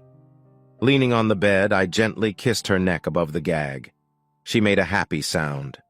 I laughed and squeezed one of her hands, making her moan more. I took off my clothes. Then I grabbed the feather and spent some time touching and teasing her. The smell of her skin was so tempting, so I moved on to the cream and chocolate, enjoying the fun while slowly caressing her body. After a while, I took off her gag and climbed over her. I put some whipped cream into her mouth before gently placing my lips on hers. Rebecca moaned as she reacted to me. She wanted more, but her bindings held her in place. As she embraced the moment, I leaned down and softly kissed her. Rebecca sighed with happiness. A while later, I felt the strong need to be closer to her. I got between her legs and moved gently inside her, feeling comfortable and at home. I knew I wouldn't last long, and she seemed to know it too. Just before the final moment, I smiled and pulled away. "No," she moaned, feeling me leave her. She clearly wanted me closer. Smiling at the last second, I came back to her, and moments later I felt a rush of joy. I lay on top of my wife and kissed her. I took off her blindfold and saw her eyes filled with pure love. "I love you, Gregory," she said softly. "I love you too, Rebecca," I replied. I untied her hands and feet. She showed me how she had tied herself up, keeping one hand free until she knew I was almost home. We cuddled for a bit before Rebecca asked for more closeness. As we fell asleep after a shower and changing the bed sheets, I felt a level of happiness I had not known before. Sarah was born 9 months later, followed by the twins, Henry and Peter, a little under 2 years after that. Finally, our baby Bridget was born. After Bridget was born, Rebecca and I decided that 4 kids were enough, so I got a vasectomy. The years that followed were full of joy and surprises. Sure, we had the usual family problems and little fights, but our house was always filled with love, and that love stayed strong through the years. Epilogue, 32 years later. On a cold winter morning, the kids and I buried Rebecca. She fought cancer for 2 years. Until the end, Rebecca gave all she had to the kids and me. Even when she was weak, she wanted to spend as much time as possible with me, often reminding me that she needed to feel my love. "Darling," Rebecca said, in pain but still clear because of the medicine. We were lying together in bed, holding each other close. "You're going to be okay, you know. I'm not leaving you alone." I chuckled softly. "I know we'll only be apart for a few years before I join you," I said, stroking her now gray hair. Rebecca smiled, playing with my fingers. "Remember that time in Canada?" We both smiled, recalling how I had gotten stuck in a snowstorm, just an hour away from the cabin where she was waiting. For almost 3 weeks, we could only talk on our phones. When I finally made it back, we spent another week enjoying each other's company. "Yeah, like that," I said, both of us still smiling. "Will you miss me?" she asked. I chuckled again. "Do you really need to ask?" "I will miss you with all my heart," I replied. We lay there together, comfortable and silent. A little while later, she squeezed my hand tightly. "I'm scared," Rebecca said, her voice trembling. "I know it's not long now. I feel my body shutting down."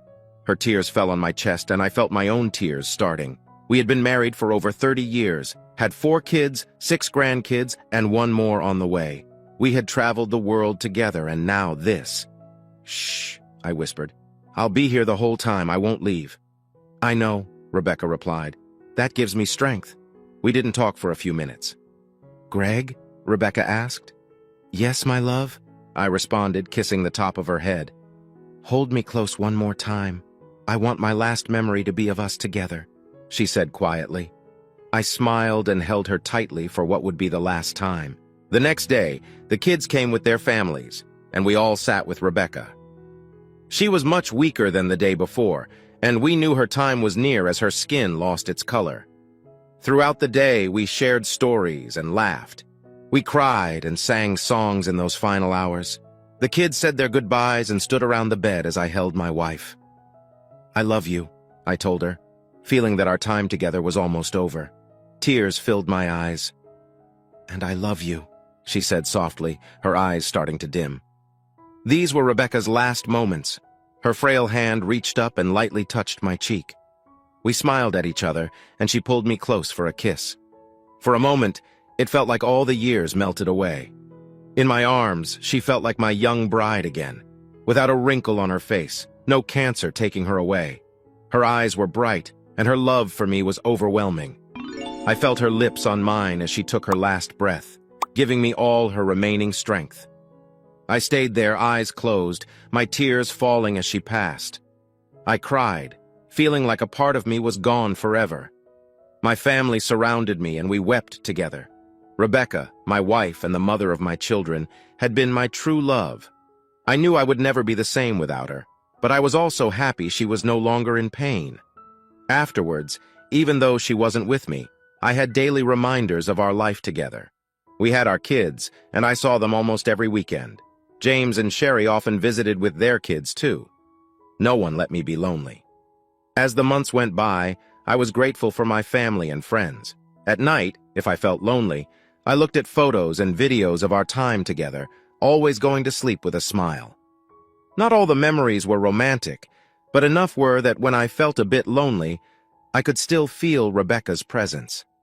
Often, I imagined her there with me, kissing me gently as I drifted off to sleep, comforted by our love and the thought that we would be together again someday. About 6 months later, I was enjoying coffee on a Saturday morning at a local coffee shop when a shadow fell over me and then stopped.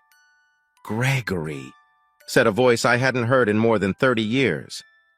"Jillian," I replied, recognizing the older version of a woman I once loved. I don't know why, but I pointed to the seat across from me. "Join me?" I asked. She hesitated for a moment, but then nodded and sat down. As she settled in, I noted the lines on her face, the tired look in her eyes, the freckles on her arms, and how thin she was. I hadn't kept up much with her life since that evening on my front porch, but from what I did know, it hadn't been easy. "How have you been?" I asked casually. "Oh, getting older. My body doesn't work like it used to. When I try to get up in the morning, I wonder if staying in bed might hurt less," she told me. I chuckled. I could relate. Jillian smiled, but then got sad. "I heard that Rebecca passed away." "I'm sorry, Greg," she said with genuine sadness. "Thank you," I told my ex-wife. "I miss her so much, but she's always in my heart and thoughts," I replied, smiling as I remembered Rebecca and our times at this very table. "And," I continued, taking a breath, "the kids never give me a moment's peace. Now that Becca is gone, they're determined to keep me busy and make sure someone is always looking after their old dad." Jillian smiled for a moment, then looked sad again. "How about you, any kids?" I asked, curious. She shook her head, staring at her coffee with regret. "I never had kids," Jillian said. "I was married 6 times before I realized nothing compared to my first marriage." Her smile was bitter. "I messed up badly, didn't I, Greg?" she asked, then raised her hand. "No, I know I did. I hurt you badly and spent a lot of time blaming you for Troy deceiving me. I thought each new man was the one, but no one measured up to you." I looked at the woman in front of me. I had hated her for a long time, longer than I was angry at her, but now I saw a sad, broken woman who never had the chance to be in a real relationship with enough love and trust to have a child. "Jillian," I said, taking a breath. She looked at me, that same hope in her eyes from years ago. "I think you need to forgive yourself. 6 marriages? They couldn't all have been as bad as Troy. Surely some of those men were good guys."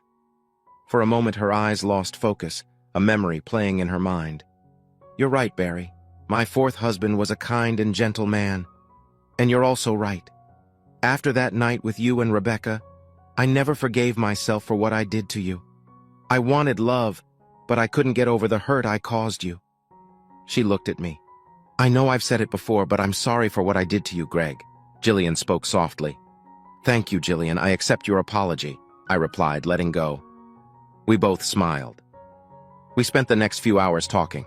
I told her about my life with Rebecca, about the kids and our lives. Jillian told me about her hobbies and what she did now that she had retired after over 25 years working for local government in an admin job.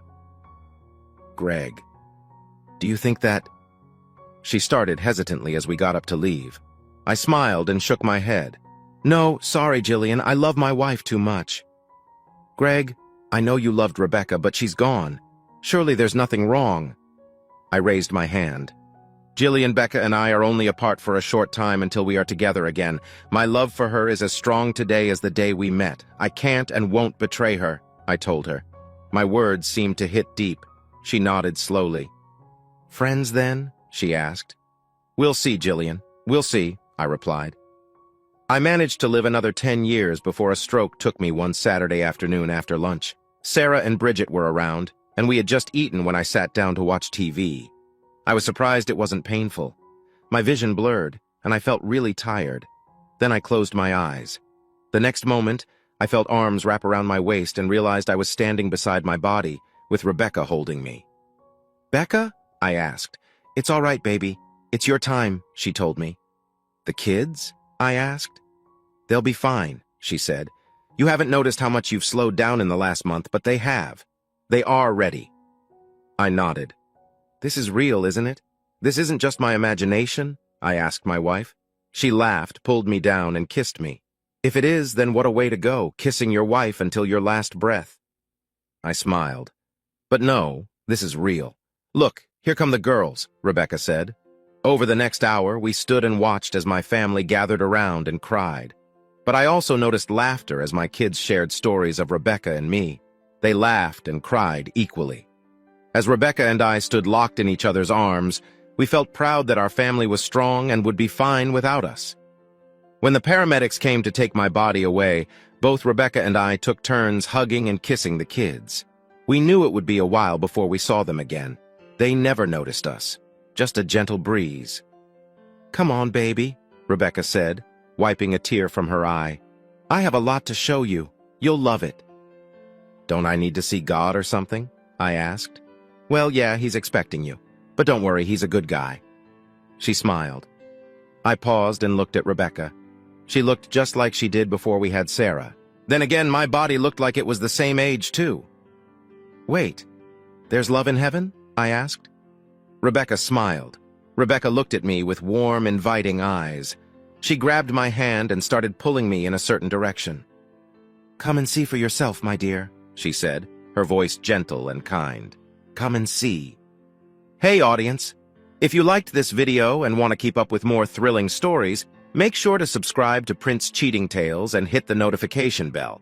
You don't want to miss out on our upcoming adventures. Thanks for watching, and we'll see you in the next wonderful story.